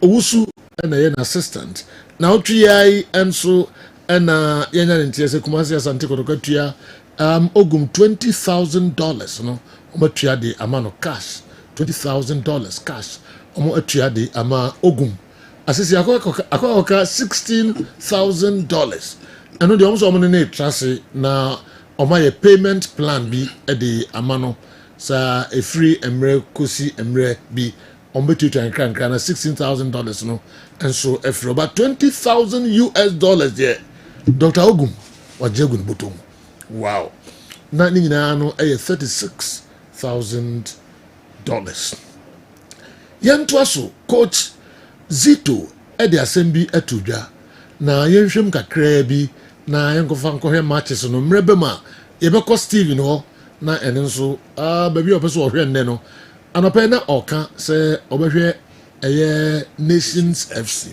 sɛ duru hɔ a na biribi atotom a Sivo nso de ɛbɛbrɛ ande yɛnhwɛ deɛ Karim Zito kaeɛ no sɛ ɛnyɛ fine football ɛna baabi aduru no ɛsɛ supporters na ɛhwɛ na mmom ɔno deɛ ɔkɔ a ne win ɛna ehia no yes you know Kotoko problem no chance say humanity no started from the first part of the season okay Kotoko against Young Apostles Kotoko Edda first Kotoko against Amethyst supporters na area almost derby ye ball ni players here you told the man coach here and yes so na the kind of footballer omobo edidi mu a de ba bedu ba bi afi na Kotoko na dasoro na obi antimi ntu omo de call US by still Kotoko we first table Kotoko sa beti simu drew a point afi na results no nye F matches nkoyi into again issues concerning na ye per results and ye na ye per performance no say na enema esi etie and ajinwa prosper net Ogum sansan nsa then Kotoko started churning out the results and no almost are performing on the field of play until show more against Aduana Stars show more against Hasufuku Kumasi afi na match na to aso sa e said Drew baby na fair results neba but still na fans not happy with the performance of the team until Kotoko against Samates ekoye draw fans ni yedin because omo fans say Yahweh Kotoko against Young Apostles Kotoko kunya draw in the Ghana Premier League and if you look at the performance and the points team your friend Young Apostles are massing atoma nka Kotoko benya draw no nka bad but in totality so we share the performance of the team no draw no munya yana who say sada no nka Young Apostles ye clinical nka Kotoko concede not less than 4 goals and a fans ne san shas raise concern about the performance of the team. Again Brekum Chelsea waha again. It was the same old story. But the choir go ne fast so by anytime I go ne fast so by intino. You really na fans na you okay because at that time no almost the team no almost competing for the league you know. Any the position of the team and you okay. Again through democracy the performance was okay, but it take last minute magic and sana Kotoko 18 year winning. And one did demand a Bechem United. Meaning pass a Kotoko fans no again Bechem United. Senka Kotoko win and a bonum ko and nenya 30 previous games na and come okay because they want to see the team in Africa. They want to see the team winning the Ghana Premier League in a Nina Kojiguye. Against Accra Lions, Kotoko started very well. Results and yet performance and yet they were not happy. Against Nation FC, Kotoko started very well. Results and yet performance and yet and almost a derby. I feel the omuntimin thoroughly prosper to Ogum. Any the players in this na baby or mobile bedu there. The sacrificial lamb should be the coach and omuja team in the choir. Now you know, so share the position of the Kotoko team now. Now share the features of the Ghana Premier League now. Who say games are a bit tricky. So also compare now him artists said you sit now. General says here so share baby any Go Stars. A vision FC ya. Oben who say oh fair vision game or money baby any Go Stars ebo. Now for Brekum Chelsea Nations game no more bona. Pair the points between. Yem fan the Nations akwa coach Brekum Chelsea, which we've seen Nations performing very well in away games. Sergio Nations ebeba first. Now the Go Stars 20 me and sha. Nations meba be san Go Stars. So dynamics na idea. Any league obeka say Go Stars the first, but omo but omo destiny show omo destiny no be how. If they decide to win all the games na akada they are good to go. Samson and Nations so almost make sure so omo better but games no more win for a slip e will Go Stars are almost so good to go. But say do oh we are now we didn't yan beto nchen na wa ba behwe ba bi asisi akotoko gina no Go Stars Kotoko Nations FC Heart of Lions now behwe almost Kotoko da fourth now odi na Kotoko person omo achieve sesi be die baby asisi omo person omo achieve ne say so man timi ani Ghana Premier League na omo ni FA Cup no na edie na betimi de wati FA Cup no first of all so who follow Kotoko team ni close na say who di omo chia they don't believe say league no Go Stars ajewie they don't believe say league no Kotoko ntimenye because omo hu ne say there will be a slip on the way for any of these teams because they see Go Stars Vision FC games are very difficult. They see Nations FC against team Ayefreno Brekum Chelsea are very difficult. But for me, a matter similarities both sides in your drew game now. Make me actually mukakra. I do know more. It's young fun is Go Stars kwawe. Or man timi and kwankoshe. Young fun is Nations FC kwawe. Or man timi and kwankoshe. Then you have Kotoko getting back to the Ghana Premier League again. 47 points, no. So Kotoko winning against Adriana Stars. Next is almost over 50. So between Kotoko and Nations will be 1. Between Kotoko and Go Stars will be 3.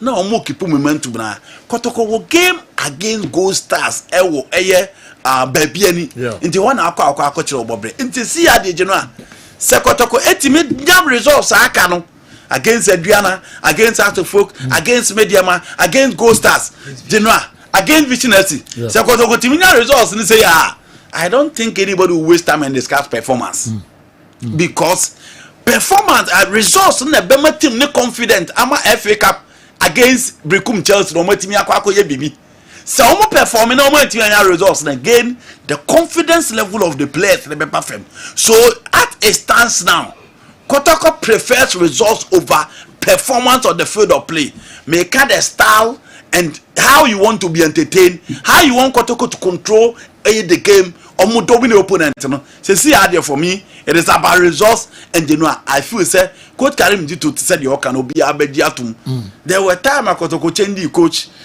you know coach oba no when timi map results that animu ya as of folk eja Costa Papage kwaya kosa mo body by no it was results all over the place and our team eje Ghana Premier League so now it is about results I don't think the fans are looking up to performer. But they want to see the team winning. They want to see getting their mojo back so that Omo bought against team. Your friend Chelsea in the AFA Cup now. So I agree with Coach Karim to say now it's about win, and that is the focus of the club now. Yes, several legends no emu kakra ye din komo kakra ne de omu wurum kran ne kaka ye ho ye ne pi so edi enkomo ne fu wa no emma ye nkai ye ho nkomo ye no omadi no kakra nkra na fi ye toa ye stories no eso Garba Ibrahim ye ntie nsem kakra Achiba enso edi atu Jaffa Mohammed Polu enso ehon Garba no bo corners and Kumasi Asante Kotoko and the Black Stars.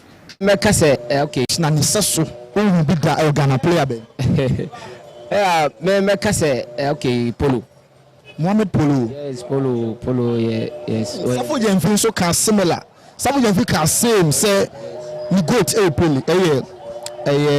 Polo. Who so goat Polo. Yes. Me who say me who abedi pele o. My help kunti kakra my bet all time no there dribbling are there different be so is it's not from the coach.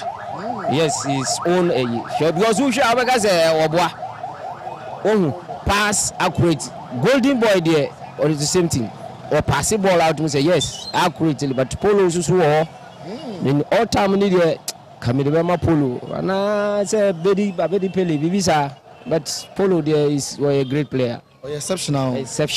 I'm telling you, Polo, stop. Because many nabo, many Abedi Pele, Piswabo Kakra, so. And your toughest opponent, why? Play Bena, we shall not miss another my Belgium. Polo, and Francisco me. Polo and Francisco Kumi. Only two players. I was sure my own say what Belgium pa. Francisco Kumi no were very very tough. No deeper. None again be. Say Kotoko name say Corners Bibisa. Now na mo Corners. Now Corners. Na Francisco Kumi no Kotoko. Kotoko. Oh how? What catch them me no go share camp of Black Star. That was World Cup qualify in Liberia. What catch them say your man boy binti me banwa na be janity and what 10 me nimbe board what 10 me nsase and what the board no koye okoya na me senior was yes was me hold in chen me say speed chen nti wo ba attack me a wo be du a tare me ho na be chire kakra nti me 10 na board so because bia one control ye nti ho no na me di asa experience ni nyina nti wo ya kwala na wo say dia wo pese wo ye me hu dada nti wo ntimi me oh yes Francis now we encounter with Polo nso Polo de jai Polo ja wo ye dribbler papa oh yeah we yeshia Olympics ni Kotoko e wa Accra Sports Stadium I'm said that very day no na me shego no yes na Razak is playing number 6 na Polo was that time kura no you know watch me papa yes watch me no why akokura kakra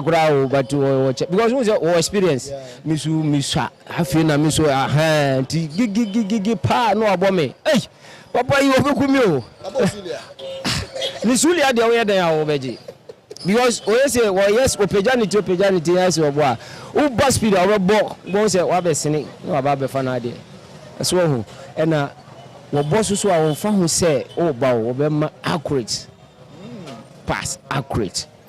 Well, in fact, we're very, very brilliant. And so he's a player to say you need that type of players. Confidence, dribbling, passing. Yes, on phone. Like Abedi Pele is the same thing. Francisco Opokunti the same thing. Omuno ajinena wo mutrino omode bano. Uno player no anka ho. Oh, may he so rest in peace. Joe Debra. I remember one time say a mama passer. Who defender no a no won't come home. Or head next player. What will be that? Yes. Wanyam receive pass no. We say who defender no awoba no. Who nka ho ba ko no no otwen no. Look at the talent. Say why na team yes are there. What vision? What All right. Garba Ibrahim Atiba. One Garba. Number two for yeah. Oh my God. Matisse no Bukaziz no for the easy. Easy. No, na oy kakra bi. Na juma obeye. The overlap no obeye. Crosses. Oh my God. And then one say Otimbo ball kotoko ne Black Stars. Na me brother biti Alabanti otaba me yeshia. Ntini etashia. De bia etashia pa. Okay. Ye di nkomo no na emu no ano Garba esan dia sembi tudwa ye kwaba ode ma asante kotoko place no. Yakoba enso ebetie na asambe enso na Mohammed Polo ede atudwa ede afa Golden Boy Abdul Razak viso to say Razak how can baby so oni ni mienu nyina 78 no mudina so pa say on the best footballer Ghana enwa di enti na omo the African Footballer of the Year ma ono Razak Polo abetre na dwen ede ni nyina ho nsem ebebrem but say they call Dr. Ike ho na yene Dr. Ike enso edi enkomo kakra doc akwa ba o Major so legend so ye legend already go so sia na mpacho nso e yakoba do mismo ho ye pa yene nkomo kakra enra se nkomo twetwen bi ase edi fa teams a ompeso mo G League no titu bi any Gold Stars Kumasi Asante Kotoko Nations FC nyoma yeso mdi gu akwem so ompeso mo G League na de yeso mo ye ansa na eba games no so yen chance infio legend on se cap na tena Western region 2 seasons today the media maje na team a friend FC Samates 1996 and so abeje na o hwe Ghana League esase from 1956 na cap no etimi atena one region for a year 2 consecutive seasons and enusia outcome no sen na etimi ko na bredi kan a eno bi etimi esi no legend no etimi ekọ so 1961-62 okay bra ekopie mu Greater Accra region na House of Folk etimi eje na 16 club league with 44 points owie na no Sergeant Force Royal Republicans etimi ebeje the next edition year 62-63 but on 18 clubs in the siakan so mo etimi ede 58 points in etimi eje na ohwe the following season no mpacho cap no ekopie mu Ashanti regional 1963-64 Asante Kotoko enetimi eje 18 clubs ene siakan omo ede 45 points energy if we ho no the next time maybe etimi esi no say a move to Ashanti region bra 1963-64 Asante Kotoko 18 clubs with 45 points and wachi 1964-65 Asante Kotoko esanso e defender I know with 20 clubs in the siakan omo ede 50 points so ope team a base ye Ghana League na ye sanso a defender for the first time itimi si wa Ghana League no na no aye Kumase Asante Kotoko omo ene yetima omo de kan omo etimi yesa abakosem no na legend omo etimi yesa de no na 66 se league ne ye de ehhehye so ye hyase ya na ye boa na momi san coup d'etat etimi epie mu ntino ma yetimi e cancel league na ye ntimi antoa so ye de 67 ehhehye so a there is a cap national region baako twice Ashanti region so the next edition cap no yetimi aboy na no tournament etimi aboy na knockout basis so final game no ekohia as second day 11 wise any team aye friend no Cape Coast Mysterious Abusuan Dwarfs any team de share so game no team ende 1-1 on 2 occasions so kohia as yen toss so kwen e ma cap no Dwarfs etimi eje e de seed na so and shadow so say 67 no Asante Kotoko epulu out wansia kan for that tournament about so 1967 if you hold a cap no emuvu ekopie mu Ashanti region that was 1967-68 Kotoko eje na 19 clubs ene siakan 47 points ena Kotoko etimi edeje na 1969 Asante Kotoko esanso e defender cap na oje eto aso a no nso na 12 clubs ene siakan 30 points ena Kotoko etimi edeje so na say Asante Kotoko omo ena ede team a omo aye on 2 occasions omo tumaje cap no asanso e defender na etna Ashanti region on 2 seasons no. The following season no cap no move kopie mo Greater Accra region. Bra Accra Great Olympics with 23 points omo etimi eje edisi omo nine so that particular season no omo esanso call unbeaten nyade a team a friend no Accra Great Olympics elusu a single game. So omo na first team when it come to say yebo Ghana league no one lose entire season no Accra Great Olympics the Wonder Club omo etimi esa abakosem no.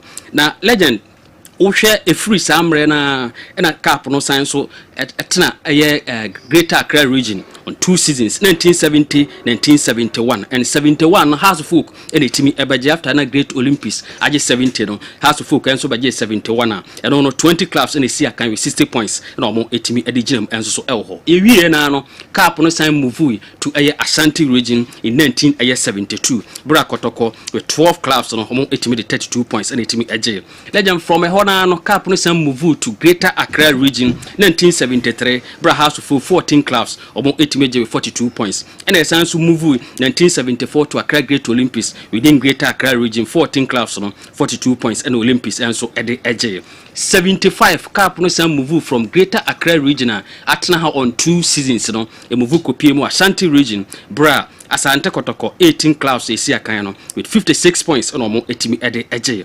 Legend from a hona 1978 cap no some move kotna Greater Accra region 2 seasons bra House of Folk and etimi eje 18 club league etimi a boy with 45 points and then what has a chance to defend so we and another brady kanya Accra House of Folk etimaje Ghana league as also a defender after Sena Kotoko Iron 2 occasions House of Folk and so every year before the first time omutimeje Ghana league etimi esanso e defender 1978 and then 1979 ebia na 18 clubs in the see akan by difference no points na bra 78 has at the 45 points energy and 79 omo at the 51 points in the team eje ye wie na no cap no sam move to Ashanti region 1980 Asante Kotoko in the team eje 18 club league with 57 points.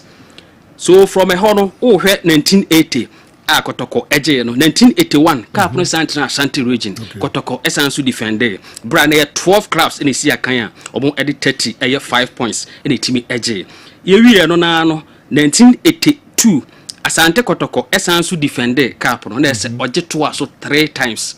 That was the first time yenya side bi amana timaje Ghana league na to so impress so a no etimisi 1980 1981 1982 seasons na nyina na Kotoko and the last season 82 no Kotoko the 12 clubs in the sea akan no or the 33 points in etimi eje legend ye free na cap no move to Greater Accra region na ekotena ho 2 seasons bra Accra House of Folk in 84 etimeje 12 clubs league etimi aboy no with 28 points and eno achi 1984-85 House of Folk esansu defender 12 clubs esi akan no 38 points no mo etimi edeje and legend free hona no cap no move to Greater Ashanti region in 1985-86 bra Asante Kotoko 18 clubs esi akan no omo ede 37 points and etimi eje and a legend from 85-86 Kotoko je no 1987 Asante Kotoko esansu defender na 14 clubs in esi akan at 36 points no omo etimi edeje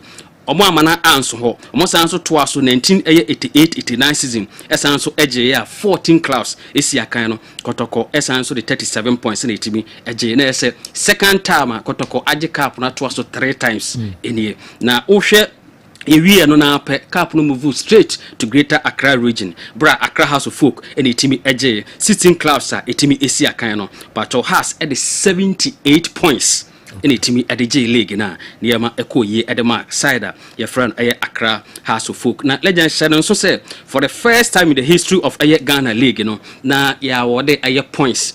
A bonus point when it comes to say teams a draw. They say that was the first time na ya awarded a bonus point and so woman. They say no and a year so regulation time no will be intimi ending kunim na ko hia say ye more penalties na intimi fan declare winner no na use say bonus point no at the no e be ma 3 points ma dia ko wadim.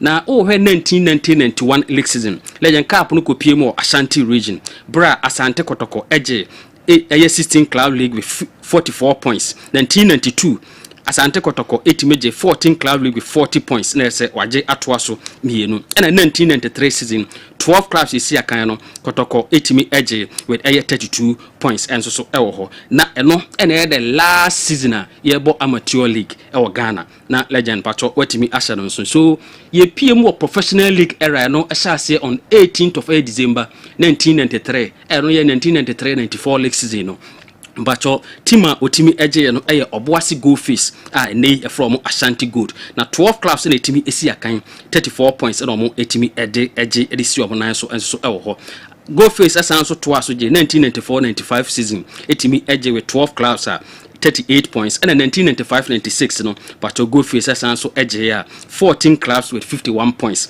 There's a cup no etna one particular region for 6 consecutive seasons and no Ashanti region Kotoko eje 3 Ashanti Gold the then go face and so eje 3 there's a 6 seasons no cup no etna Ashanti region and that was the first time cup no etna one particular region for 6 consecutive seasons but 2 different clubs in it me yes abakosem no legend the free hona ape and a cup no move to Greater Accra region in 1996-97 league season bra Accra has folk and so Kondoy or Shaniama na akoso na no se no se me kire se me so me gina me na so and the bad teams dey see akan dia me gina me na so pa nti ho na ebenya kofinsia bra Accra has folk eje cap no to aso empre mako ensia 6 consecutive times this na entire region of Ashanti region etimaye no ye Asante Kotoko ye go face nei ye from Ashanti Good aye no 6 consecutive seasons has folk se no ononko a ebe gina ne na so na why in 6 seasons etimaje e de esi ne nan so a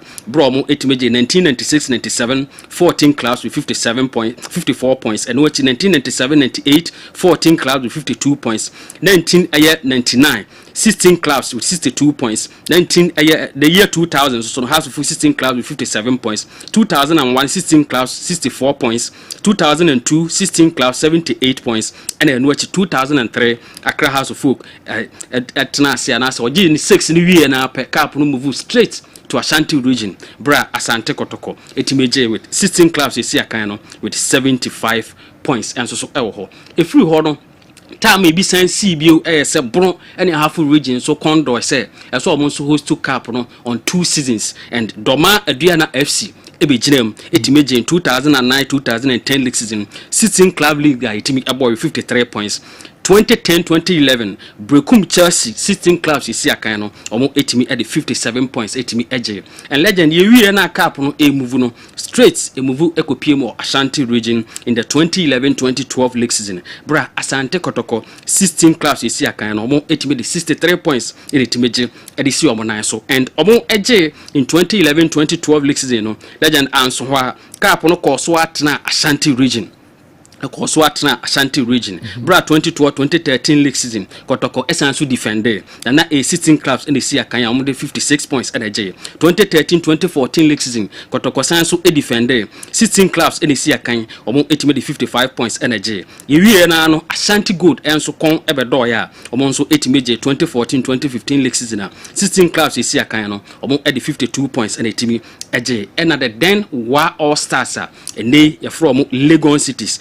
So ebeje edisi omo so after se cap no atena ewo Ashanti region on 4 seasons no e move to upper west kopiem ewo Wa All Stars so na legend from ho no e bin si bio until se 2022-2023 league season cap no move kopiem western region ema Mediama FC etimeje dwumadie no esi de nan so na 2023-2024 league season so no team a ye frɛ no FC Samates 1996 abeje dwumadie no edisi omonan so enei cap no western region and from the previous data from 1956 ya hwa se cap no ekoso ada etna region a move a likely destination aya na cap no taiko Ashanti region.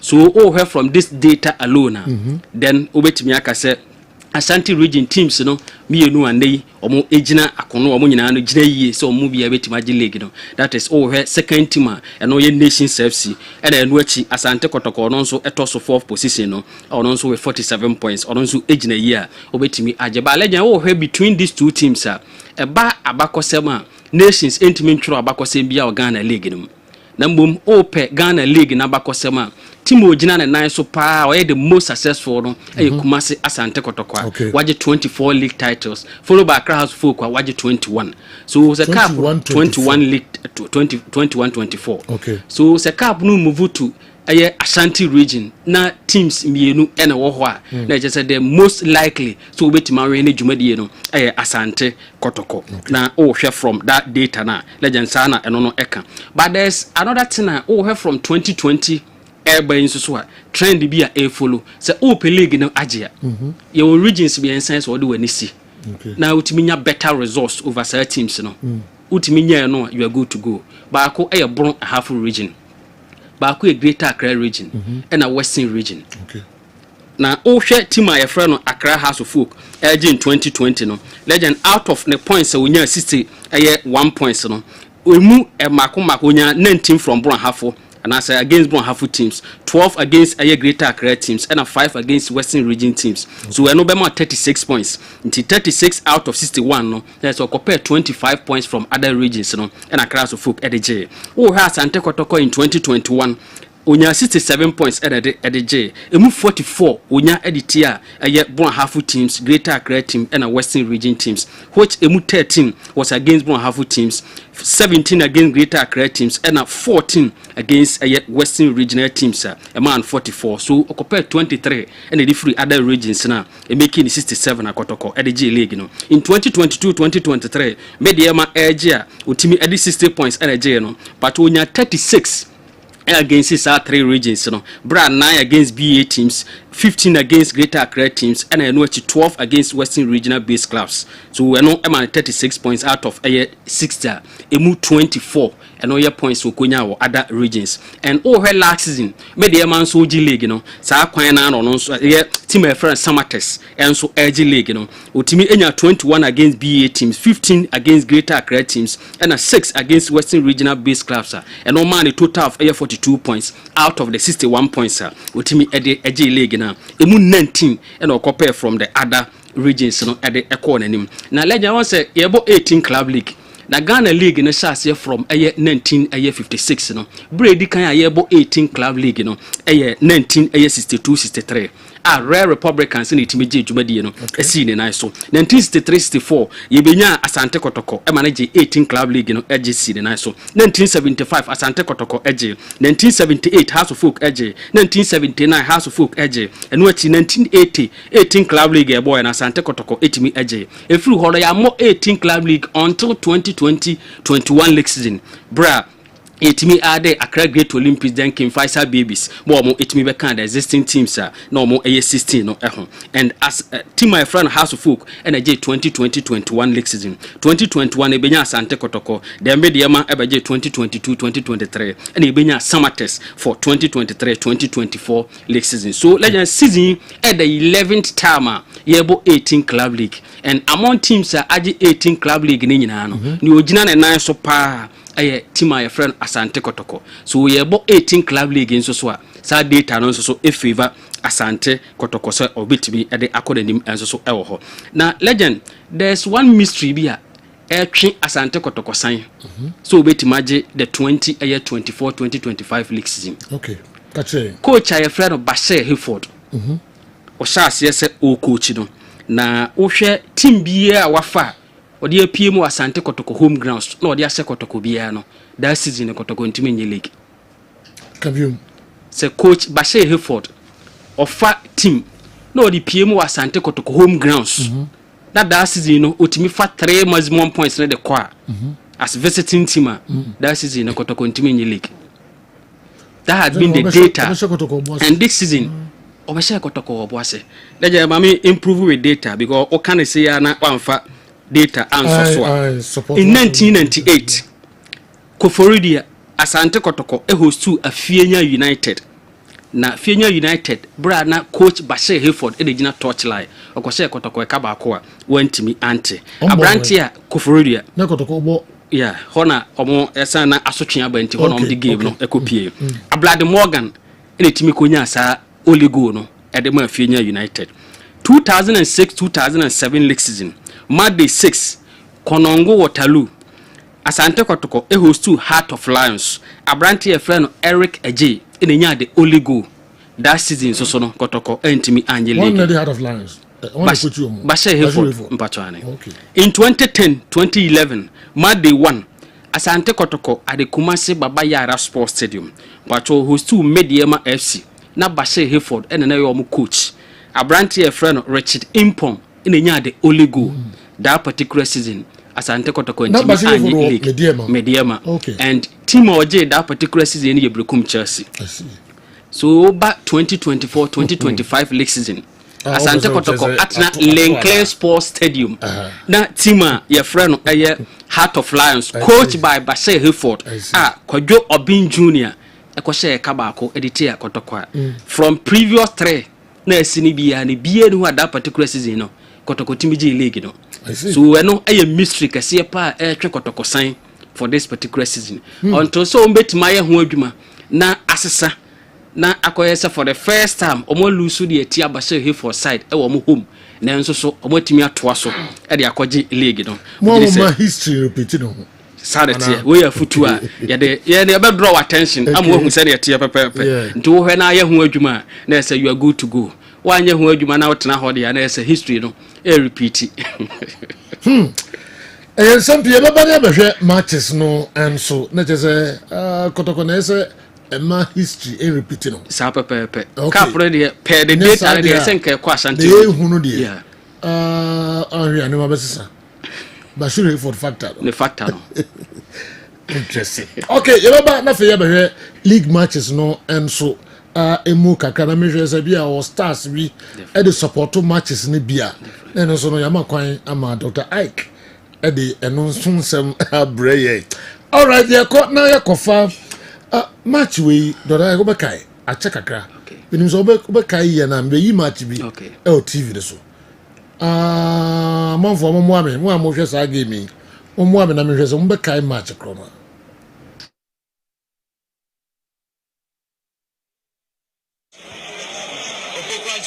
number 10 and has tried to work the 1-2 very quickly. On a very fast note, this match has begun. Kwekwedu first touch, Oli Rahman. Kotoko trying to play balls on the turf. Once again, getting a free kick.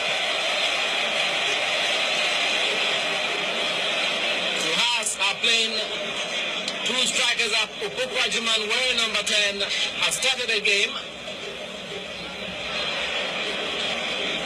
Alongside Henry Akwa, Mohamed Polo. From Shamokwe, Polo trying to chip a through ball. And it's Akwesi Apia. Oh, and it's there! Athletic Kuma scores under 1 minute. There was a mix-up between Akwesi Apia and Mohamed Odum. Athletic Kuma was there. Oli Rahman, dropped by Mohamed Polo. So much skill from Polo here. And Ralph Edie missed it. And it's Opoku Ajiman who has a chance to make the goal. And Odum trying to save it. Ball floating, get up. And he scored. It's Henry Akwa. 2-0.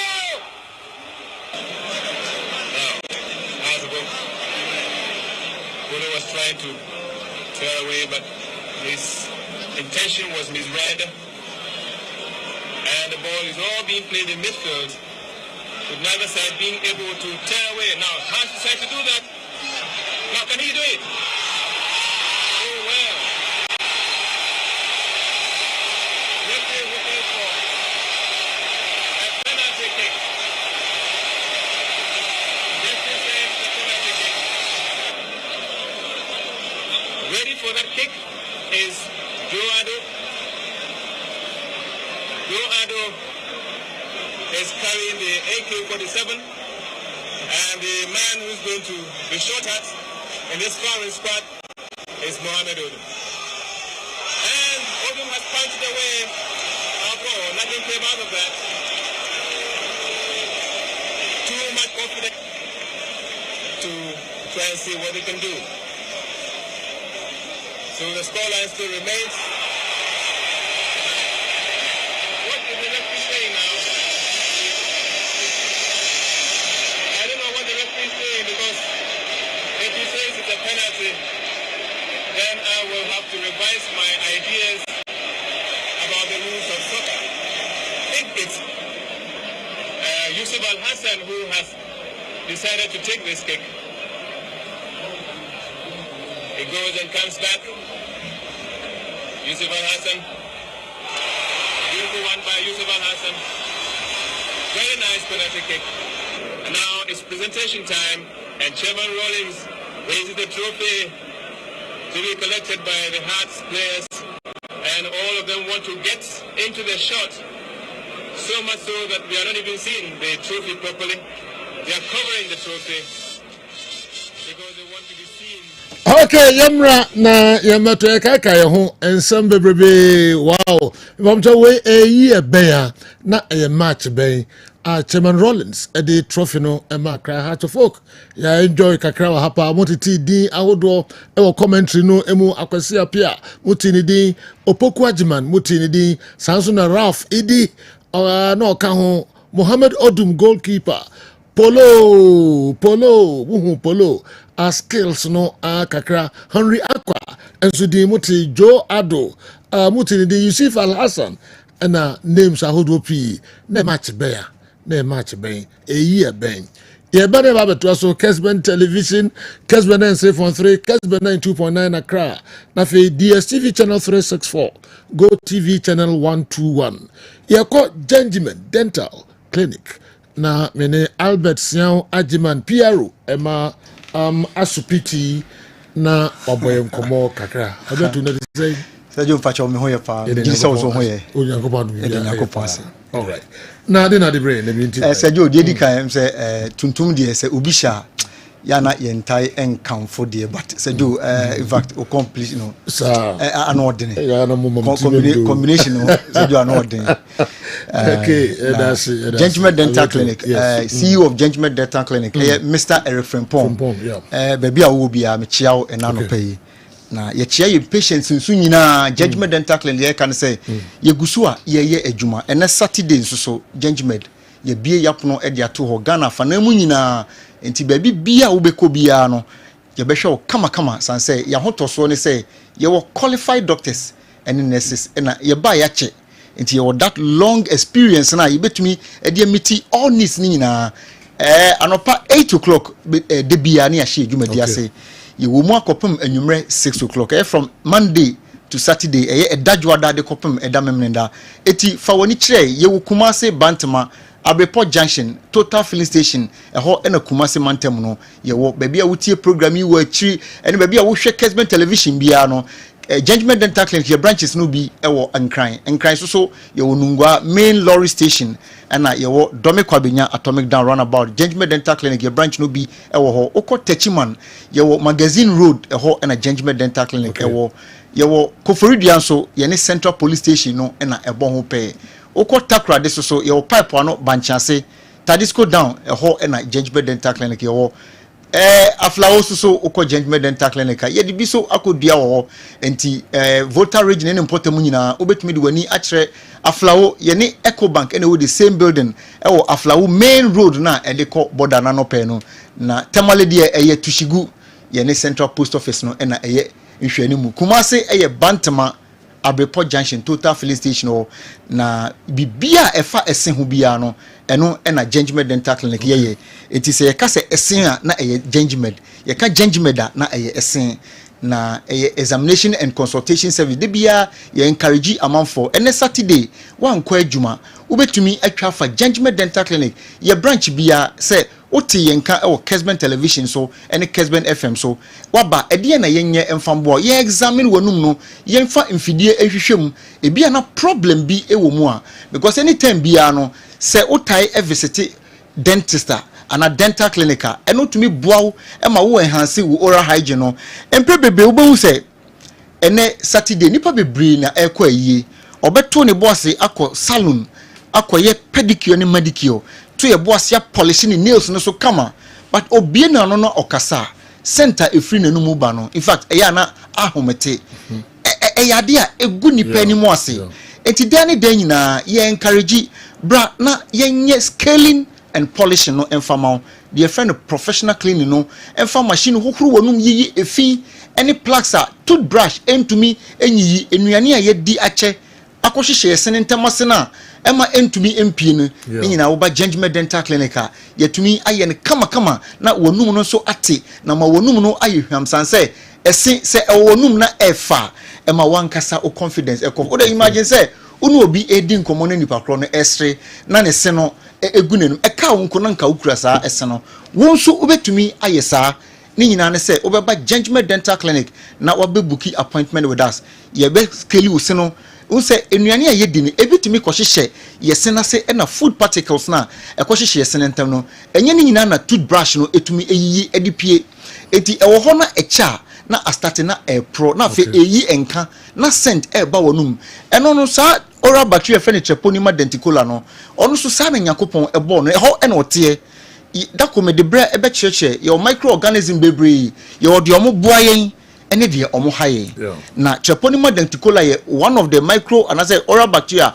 owo numa in fact omo na ma scent eba wonum eti oba Gentleman Dental Clinic de bia me ka say o pese o te center o kasa gu enipa so a otia fa interview kakra ka won sachi man frama kakra emfa so ne hu ahwe pampan na wote no eno na wo kasa bia na yentumi nka nkyerɛ yentu woni hwan ko kasa konfose eko enti na ode ne nam nipa mu na ebo opportunities bebree etigu oba yebefa eseno ne ato ne boase afa no one by one because plaques ne tata no make us say obi de ne de cry calculus enti o kasa no hwe nanum abo se yellow bi ni green bi ehyehyɛ esene ntem obra na yenyi ni nyina emfiri mu na eseno emfa ne ntoma pa emfra sanse o hwe TV ni so a on se hu esen anase gums a eye healthy na yewo gingivitis nso eda so difference woni mienu ni ntem ne say gingivitis no se yare ache esen no ana yare ache gam no eti hu se we no moja bi ejirejina ne se no ase na moja na ejirejina ne se ase ne enye bibia o oral bacteria na edidi esen ase no eti one science ni bi se o brasha hu se moja blood ewo mu upu ehuro no gu hu se moja ewo mu hu sa sign na se wonya gingivitis na gingivitis no se etna wo so echa owo se wo kwa na okasa na afi sorry opu saliva to ho na moja ewo mu obu okro beda asori no ubo se moja ewo nanum in fact eya na ahomete ubo se bedum rebi no na odi bread ana ampesie kra na odi bibi na odi a bite a oka ubo se moja no bi edi echire ana se ne siase ne tumi ehonhono na yare no tenamu cha na afei ama ose no na asia na start na efon enti gingivitis na start se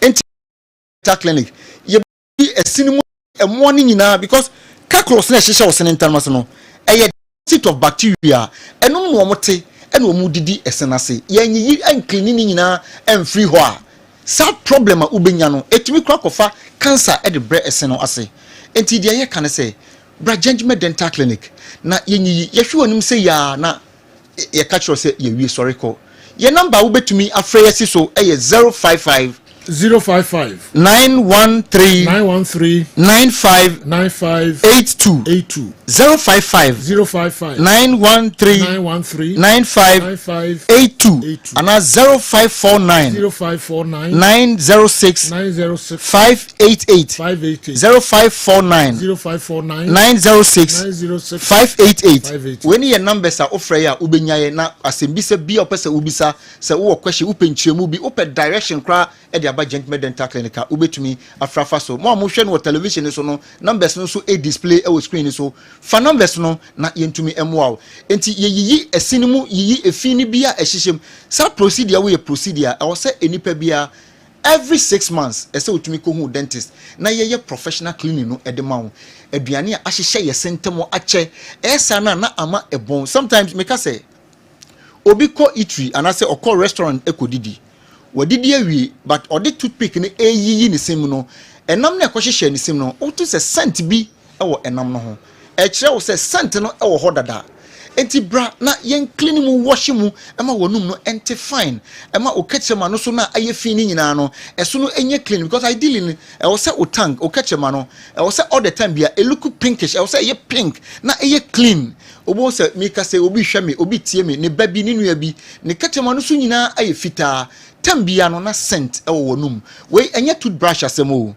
ye scaling and polishing na amafa you say ka say brand yen clean o cinema wa but na se fa toothbrush and wash no machines and ye de de mfidie ewurawura ma yi efini plus ni nyina a wash mu kama na wonum no ate na o se no atumi afa no to mapa efra ye wi a ya to ye bo ase afa no tooth by tooth na ya polish esen no so ese baku bi afa no baku na ama esen shine no atumi apie na o confidence no eso atumi aba we ade a oba gentleman dental clinic ye de boa your patients a omode eba ho na afei so enye no ko na gentleman dental clinic ye meka se esen no atu na opese ye shema o ene Saturday ukwa yiye esen atu ama wuko nipam no ye bisa wasem crack okay me hu wache na ase wusisi utrase gentleman dental clinic bra na ye hwo ebi ana mentumi ambo o problem no so na mom de gentleman dental clinic ye kan se esen no abu esen no apai esen no ahye esen no awewe o de bra na ye no ntena se ye payment plan ewo yaso ye ho enti se oba ebi amika se sikasem na ye odadwene da bi o de ene ye metena se ne nye payment plan ye do fa two payment plan so ye ba ma okwan ama watua no enkakra wani baba ho so no na watua o sika ne nyina awie na o se no so afa ne ntoma pa e de fra sanse esen eyade a eye enipa animonyam eguonum na efa wankasa o confidence no ekosro esen atu bra ye o dencha no e wo ho a ye betumi ahye e de ama ena ye wo Vaplas no so ewo ho ni nyina oba your dental implanter ye enti se esene atua me sorry ya frame na yantwetwe enkomo ye be boaw ama ni nyina etiaja ye number no ye 055 913 95 ana 0549 906 588 ye demo se pa yenso ye be da se ye pa Alberto onu na kasama for Emma Gentleman Dental clinic esin ho asem ehia ye pa. All right, mo friend numbers no na mo ne omo eni enkomo ye to aso dia ye ntie kakra bi nsema garba esan efutu odima kuma se santi ko players na semben na garba chiba odima ko to players no ansana ya hwe matches ne kakra bi aka a lot about some matches. I agree with Coach Zito, but I remind him in 2002, right? Kumasi Santiago scored 5 goals against Brekum. Chelsea's won at Beara Stadium. But due to bad performance, Mr. Herbert Mensah slapped the then coach of Asante Kotoko and Porterfield. Karim Zito can win all right, but if the performance isn't good, Asante Kotoko supporters will have a problem with him. So Zito should think twice. We every Edisipoku Asante Achimagogo and the way a buy. Legend no see here ben. Here ben no mo she Brekum Chelsea sir. O see Brekum Arsenal. Arsenal. No see here ben. O see 2001. 2002. 2002. Yeah. 2002. Okay. Enti yanko ne yankofa garba kakra bi ne Zambia. Sa 6 matches we omun fa yen tu baby a na yesu ye na no bonjo no yes among for ntimi nka wo na mche na ha yesro mo a omunyiri wo mo ho efio ne ewura ho kwa wonya great a wura fie ho kwa ntimi wura fie ana me wato ni ba se na nsen de omutimi coach nya asem ne afro mo ye ni no wakọ hwe na nanim wuni coach Debbie nana ye ko nana ni mo a ye di bibi ko ho nana ye di we aba so ho na wasire ha next time mo nye se ni asire hey mo do mo kwa mo do nsampan na eko mo ko so abo do ntokwa na eko mo ni coach akun ntokwa just excuse me to say mo ade oh yeah yen kwa na nanim kwa debi asana se players no kwa na nanim easy sir say wo musu ban no nti na ya na wa fra mo because wa bra o masi wa ba o ma chew wa yesi na be ba wa debi yen ko hokwa o ye kwa de bibi na ekọ so wonam je no mo ya de ne ya ba ne ya betra se na wa bompa ya ma ya ne ekọ mo de mo kwa entokwanti mu ko cha ko ntokwa ne afra mo ne ya be pa ma chew there you have this is not kotoko let's run anafo fufu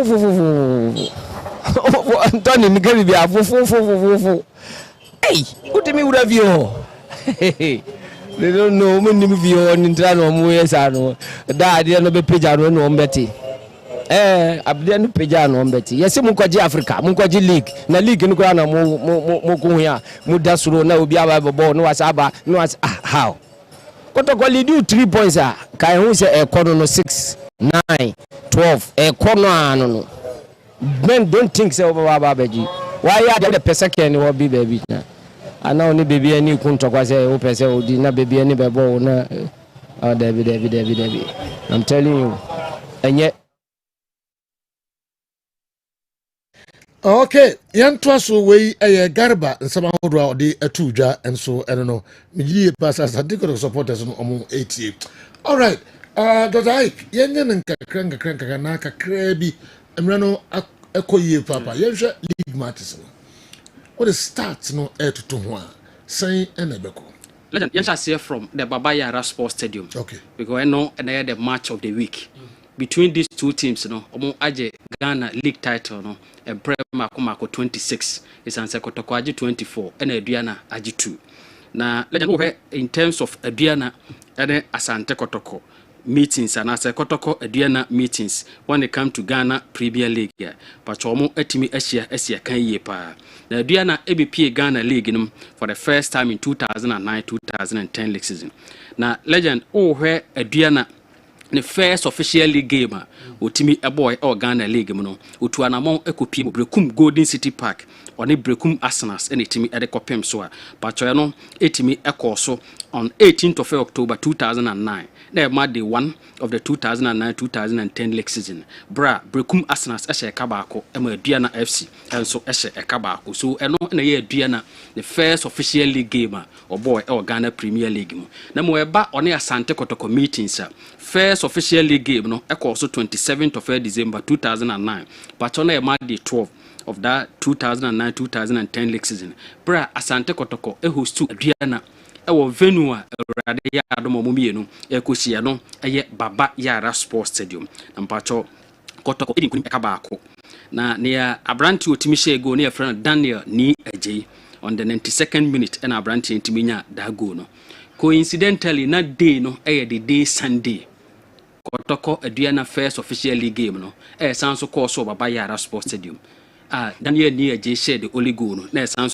the day Sunday so from Samre no Barbisi ene no omomienu etimasia 25 times the home side Kotoko edin kunim 8 as 21 goals away side Aduana FC edin kunim 7 as 15 goals and a 10 etimi ande in the draw na say in terms of wins no just difference 1 and a Kotoko at the Chang Aduana.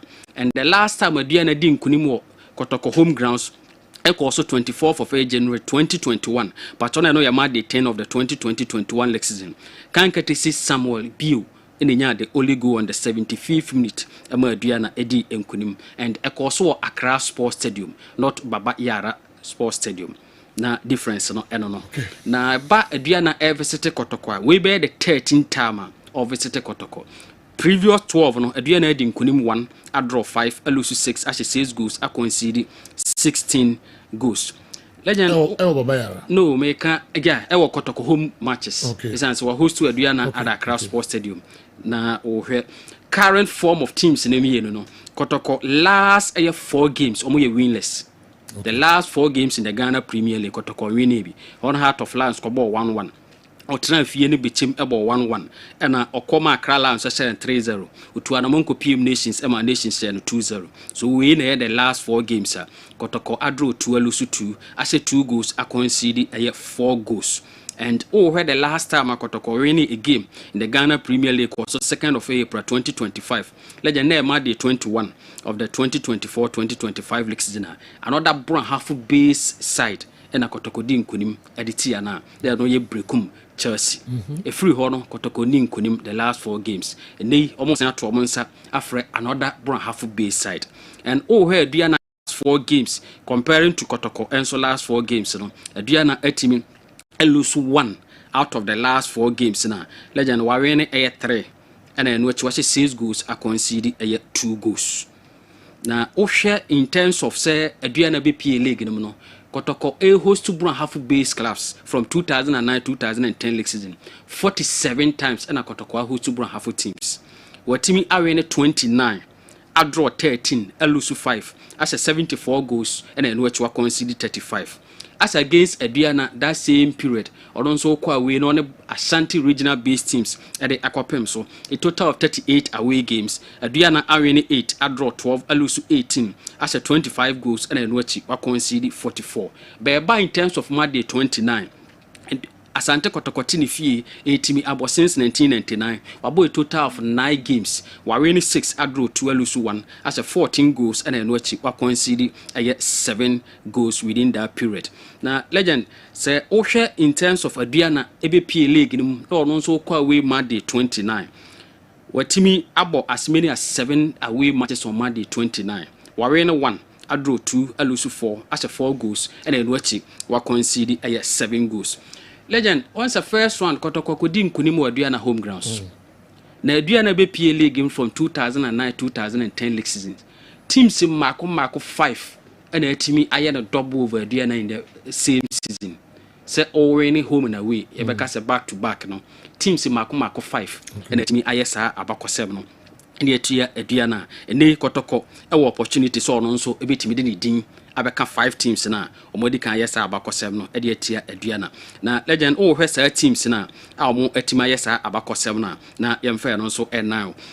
Hwe Diana FC because of say for France usua de o hanenti no na ebe hia say this particular data de beto ho e de amomo Diana etna asema Amidas professionals ekoshe na kaba ko on home grounds Monday 10 of the 2013-2014 league season, and that same season Monday 21 Amidas professionals say kaba ko di Diana na so why no double e free ho no wa All Stars enso ye bi in 2015-2016 league season bra Monday 2 okoshe Diana e kaba ko return leg on Monday 29 o say Diana 2-1.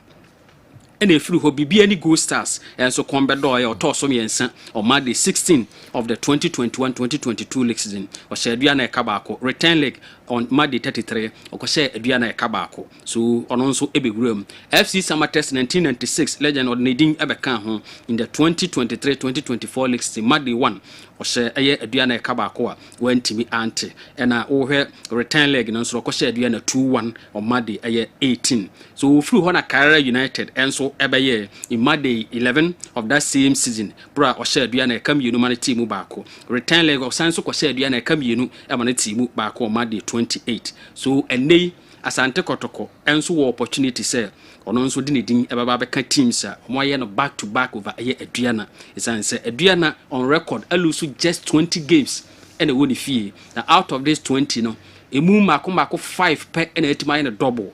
So and they Kotoko ebetimi aya na me say multi-million question ya busa ba legend say we yakoye the month of April no e ba Diana Asante Kotoko meetings in the month of April.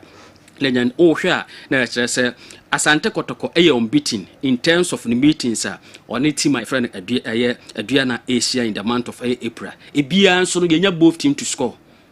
It's answer 2 games and my border baako and there 1-1 and about Kotoko din kunim 2-1. Nti enya both team to score in each of the games na legend etimi epiem no nti hwema na say that data no na no so suggest bibi going into Baba Yara Sports Stadium but on the match day na ankasa date na ankasa 27th no favor teams na legend no etimi e de akopem so no on say Kotoko last visit no okopiem Nations home grounds na Nations BPA League no e ba se Kotoko visit no na obebo ne next home game legend once na edikan esi no ye 2023-2024 league season Kotoko next game no e produce no brekum Chelsea host to Kotoko last Kotoko outing no okopie Nations home grounds so se Kotoko Nations the next home game or bebo aye kosen na ye data and no produce 2 goals so and then so expect 2 goals in the game. I see. A home win Asante Kotoko bedi nkunim over Diana difference of 2 goal margin correct score 2-0 for Asante Kotoko. All right. Games are me and Sambia no de Nations Brekum Chelsea. Koso ewo Brekum Golden City Park. Yes. Sanso and a vision and so be host to Gold Stars. Among for new was our games in super papa. Legon Cities. I would as almost say bye bye to the Premiership. Almost ever host to almost be has zone 1 for of Lions. Yes. Almost has zone 1. Almost be a bit messy. Almost eka ho ye papa. In the area no so kakra bi na Joe Ike should check his facts well. Kumasi Asante Kotoko won the league 25 times. No. They've won the league 25 times, no. Including normalization. So normalization or they be can you cancel no they nti on tia say no na enye league. Okay. James ko ntia say no na enye league. Nti no nka ho. E wo mi say ye nhyehyɛ say no obe win normalization no. Obetimi dia ko gina Ghana na mu Africa. But when it comes to league titles ya tum si ye bon league enka league no ho. Okay. On tia say sir. All right. When me kwa bana ya toa so ntente me ko New Life Homeopathic Clinic. Na mene Dr. Penny akodi enkomo ura ha so ha bibia sisa. Yes. Environment. Yes. Dr. Kwaba. Thank you minia. Na aseboko. Na mi adum. Ode nyankopɔ. Ba wan efe. Oh, chelu me feel ro. Obeso otene hu. Obeso otene. Oda bi the dress in the chena honestly. The same what the environment. Na environment na wa bo na yam so etima the environment. They no the brain na no. Rapper name that na me fanchi ama atifo ni ahwefo nyina. New Life Homeopathic Clinic ewo Atasimanso ye ben Tazi station no.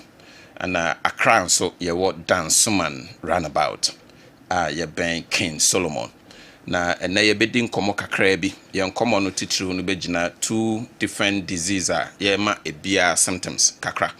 And I'll start by talking about stomach ulcer. The causes no actually me ba mechre eneme bia ma na ye clear. Enipa dodo na adwen say ye can stomach ulcer say komo dewa ana unya ulcer, but it's never true. Ulcer a bacteria and a deba a friend Helicobacter pylori. Na a common deocha now tipping the pauzo and a man didn't grab am yem until later my betray Sanya mano how I fasunya ulcer and how a dear bonny. But time on na and no sunintino. The person who says sign way now who a child so when your ulcer. Now what to one among because ulcer is one of the deadly diseases and saying a hard drain power. And I nipa been so confused stomach ulcer with gastritis.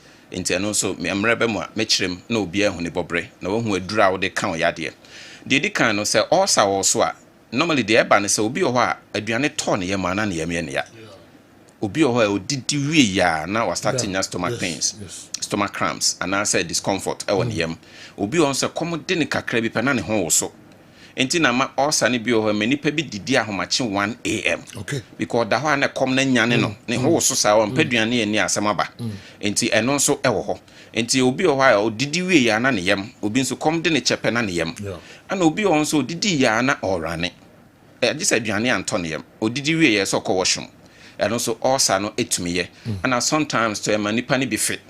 Okay. Bon so odidi ya no throw out odidi ya no ofe and sometimes obi also on fit ba na ne boso phone no edi enti na abasa ekro abaneyam into ote hwa na ma ne bo efron no and also ulcer no etumiye and sometimes nso no ulcer no nipa bi o munya bibia friend epigastric pain obom say ne chest ase ha no nso hwa o chest ne ba o yefo na tokro bi da ho utimi nya pain wo ho san na apie wa chikasa nim was a pain or two on the chest and as a nasa saw the spinal cord na chika saying the nipa be bredi mechi a menu a say ulcer and I'm more pain e won a chika saying and especially a man no omutanya pain on left breastbone no the ashana kuma into was the area man o makuma me akuma so na kuma nya hwe na mom ulcer and a hooky left breastbone and ono feel say na kuma mom na edai eye ne ya into wo na pain bi fa onufu na sesa ebe foul chest na kwa akopie wachi a stomach ulcer nsɛmɔne baako etumi ede edi no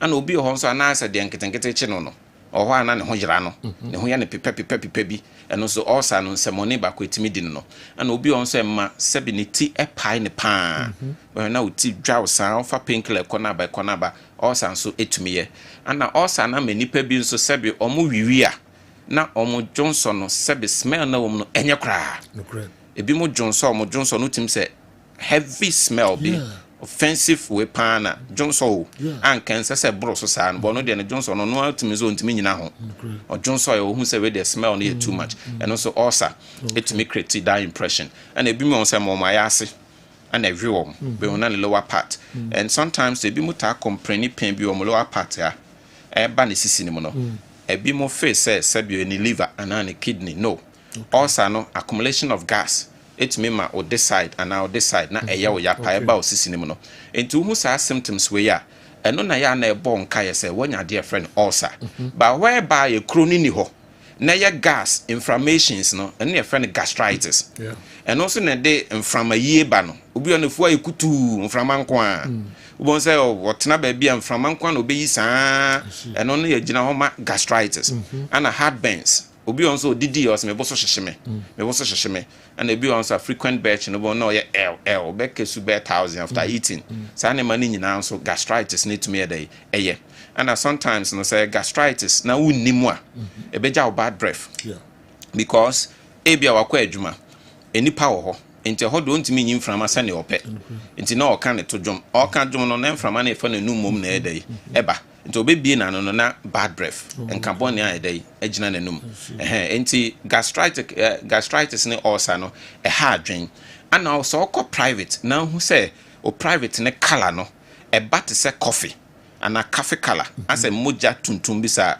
a serious problem say ulcer no na breathing and one here you can bleed to death but nipa be brain because me can we mo bi ka say nti eja na yen hwa na so hwa nya hwe because e bia mo je tu kura be dem enti wo hwa no ho say okay me private na ti say bon say ye tumpa de say moja ada no eno che say ulcer na ebridi na no na utra nya ye hwehwe ho say betima mo ahwere ho kwa enti ulcer nya de asese so wo ye obi e bi ha wadwen a na do ani a kire New Life Homeopathic Clinic enipa no bi okrait me ma nanse echeche wom na ne side titriti na ne nipadua fan titriti obafele se obenya stroke enso na nya stroke asem ulcer tumi yes ade no pa na ase de mpane bi wo sa bi on so obete na ne yefo na nka se mu ado te say heat pa gina ne yam enso ulcer etumi ye now small minutes na kan be se me jump call ade efe ne diabetes na me men no so symptoms na fe magya okwan menche masati alamu so diabetes is so hard drain na de be ma wo hu say men so me diabetes but tidbit kakra me de be ma causes no na me de symptoms no aka ho ne say ene me de diabetes but dawson ba wa bie phone lines see ya na obusa say e de na de asi kire yare ba obi abeka say sugar na so sugar toss 3 ade e cause diabetes more e fat slade enti na wa hwa de say akesefo tanya diabetes edi enti a so obi oso nya sugar na one ho eye fat enti later me ba no be kire kwan aslade no e fa so mani panya diabetes na now no the symptoms in the hear me so wo hwe na wo dwonso bebre anajo o dwonso daytime o dwonso obi okra dwonso ntontumi ntukwan because could disturb akontufo tena ka mo na dwonso de no eno diabetes need to me ye and afin se su komo de bebra kakra bi ne su kom de eno so betima ba say diabetes na edai about so obetima no nso bottle water no within 5 minutes as I wonom hwe na body ne call for more water and also diabetes need to me edai eye and afin so hwe na say o salt ulusu weight aduane bi o wiase bi de si wani ma obedi nanso so te ha na ete because sugar no the moment I obedi no kidney ne be convert aduane into urine enti aduane kwa na obedi abadwonso enso na abanu abadwonso na ma o salt na o fon and obi on say sugar ne ja ne burning na ne ho hyehye no because atwumoko asra ne na ho eno so tumi ye afa wo behwe na unya fatigue anase ulusu energy kakra bi na wa ye bete kakra bi na wa bre o kasakra no abre o nante kra no abre eno so diabetes no etumie ana so hwe no wani so start yo hwani enema emienu a as a sugar na affect your eyes and a sugar no so to make cause what we call neuropathy na be cell nerves na afama titiriti no eye worse into omo diabetic patient dey be so mo na ase aye titiriti eno na say sugar na cell nerves eno na ye dangerous say crude 2 na ya na enwu no because nerves na send signal ma aduane ne nsuo ne ade call na eno na ewu no into crude 2 a enwu da afọ be hwese enkotwa ne nan into we diabetic patient na unsa ona ase ye titiriti ho twetwe unti mo twetwe sa na memfa ni agro na ohawa de ba eso ana mema ne side no munya diabetes ana ku mu bema okay areho semba akono no me kai say ye Canada conference bi e Vancouver na yete ho na broni ne say ememe oha no obo HIV no obi ate o just as o mo fa ho wabo no obo diabetes na ye nyina nipa be over 3000 obi apaja ne sa ada ya yare be kumi be ma de so obi empe uti wiase na obi emewu areho anti diabetic patient no bra can bet you say we 100 gina ho a emu be 70 to 80 omo be manya djuma obetim na oba ehia age se wafa bibi because sugar na akuni bema etu ye bema no hu se unya erectile dysfunction ade no sorry ya najo erectile dysfunction e2 ye wo de beginning no ebe sorry dindindin enso no oba na ehia na najo okay ana ye wo de ahyase no kra no emre ntontimi mfa nkwani mu eno na efre no ED erectile dysfunction obema ni mu omre ana ye wo ma wo premature no okọ ho ancha na ne ho asane wo ye bema na say sexual weakness how adwen enya aphrodisia no sa aphrodisia no na ama enei mema be branya heart problems okay because of sa topaye na ye nonom ne maada no na ema cardio problems enti wu se untimi mo adwuma obeba new life homeopathic clinic na afem say me can say face order so edi bra mema number na mako but new life homeopathic clinic okay ye wo Dansuman runabout e wa Accra we do Dansuman first runabout na Goy Filling Station bi ho o se me call New Life Homeopathic Clinic ana Kumase nso ye wo Atase Manso we do Atase Manso taxi station ho pa na obusa drivers ne se me call New Life Homeopathic Clinic obi abechro me number ye 0244 09 35 95 0244 09 35 95 and 020 33 35 439 020 33 35 439 Rapeni nyamishra Nyankopon enhyira won so onhyira New Life Homeopathic Clinic adwuma no eso na ayarefo no nyina no mo abekọ ho bia no nyame nsa daw so nyame ebesa yare ten mon ka mo na numbers no mon frɛ de how bia wantma mbobo ka kitikiti no kai fam cho de how bia wo de frɛ doctor na ene no eni enkomo emre bia be frɛ ni bia nso be fa na de ho bia no one wo aka ho ebeto wate ko New Life enchekra de bia how bia no ebe free so ena eye Ohima of Virginia USA and your birthday Ohima Virginia USA and your birthday we a special one I free one kasa ukunu Richard Asante and the entire family omina so wish you happy birthday Sanso ana yankasa ya Clinton chi na eye Clinton birthday ma yenyina efia nyina obia I wish you a brandy happy birthday. Nene dry papa and now be family papa birthday no. Obiaso wish you happy birthday Clinton. On this note, Enedi Dumano Ebeba Eweye Dr. Ike Dasipa for coming. Obia for the video and to Hanumwa went man call a stadium hold on for video to the live commentary papa and so ebe bremo. Yede Masipa weekend you be answering we. Up next, a breaking news. The Cram. Edmond Laka.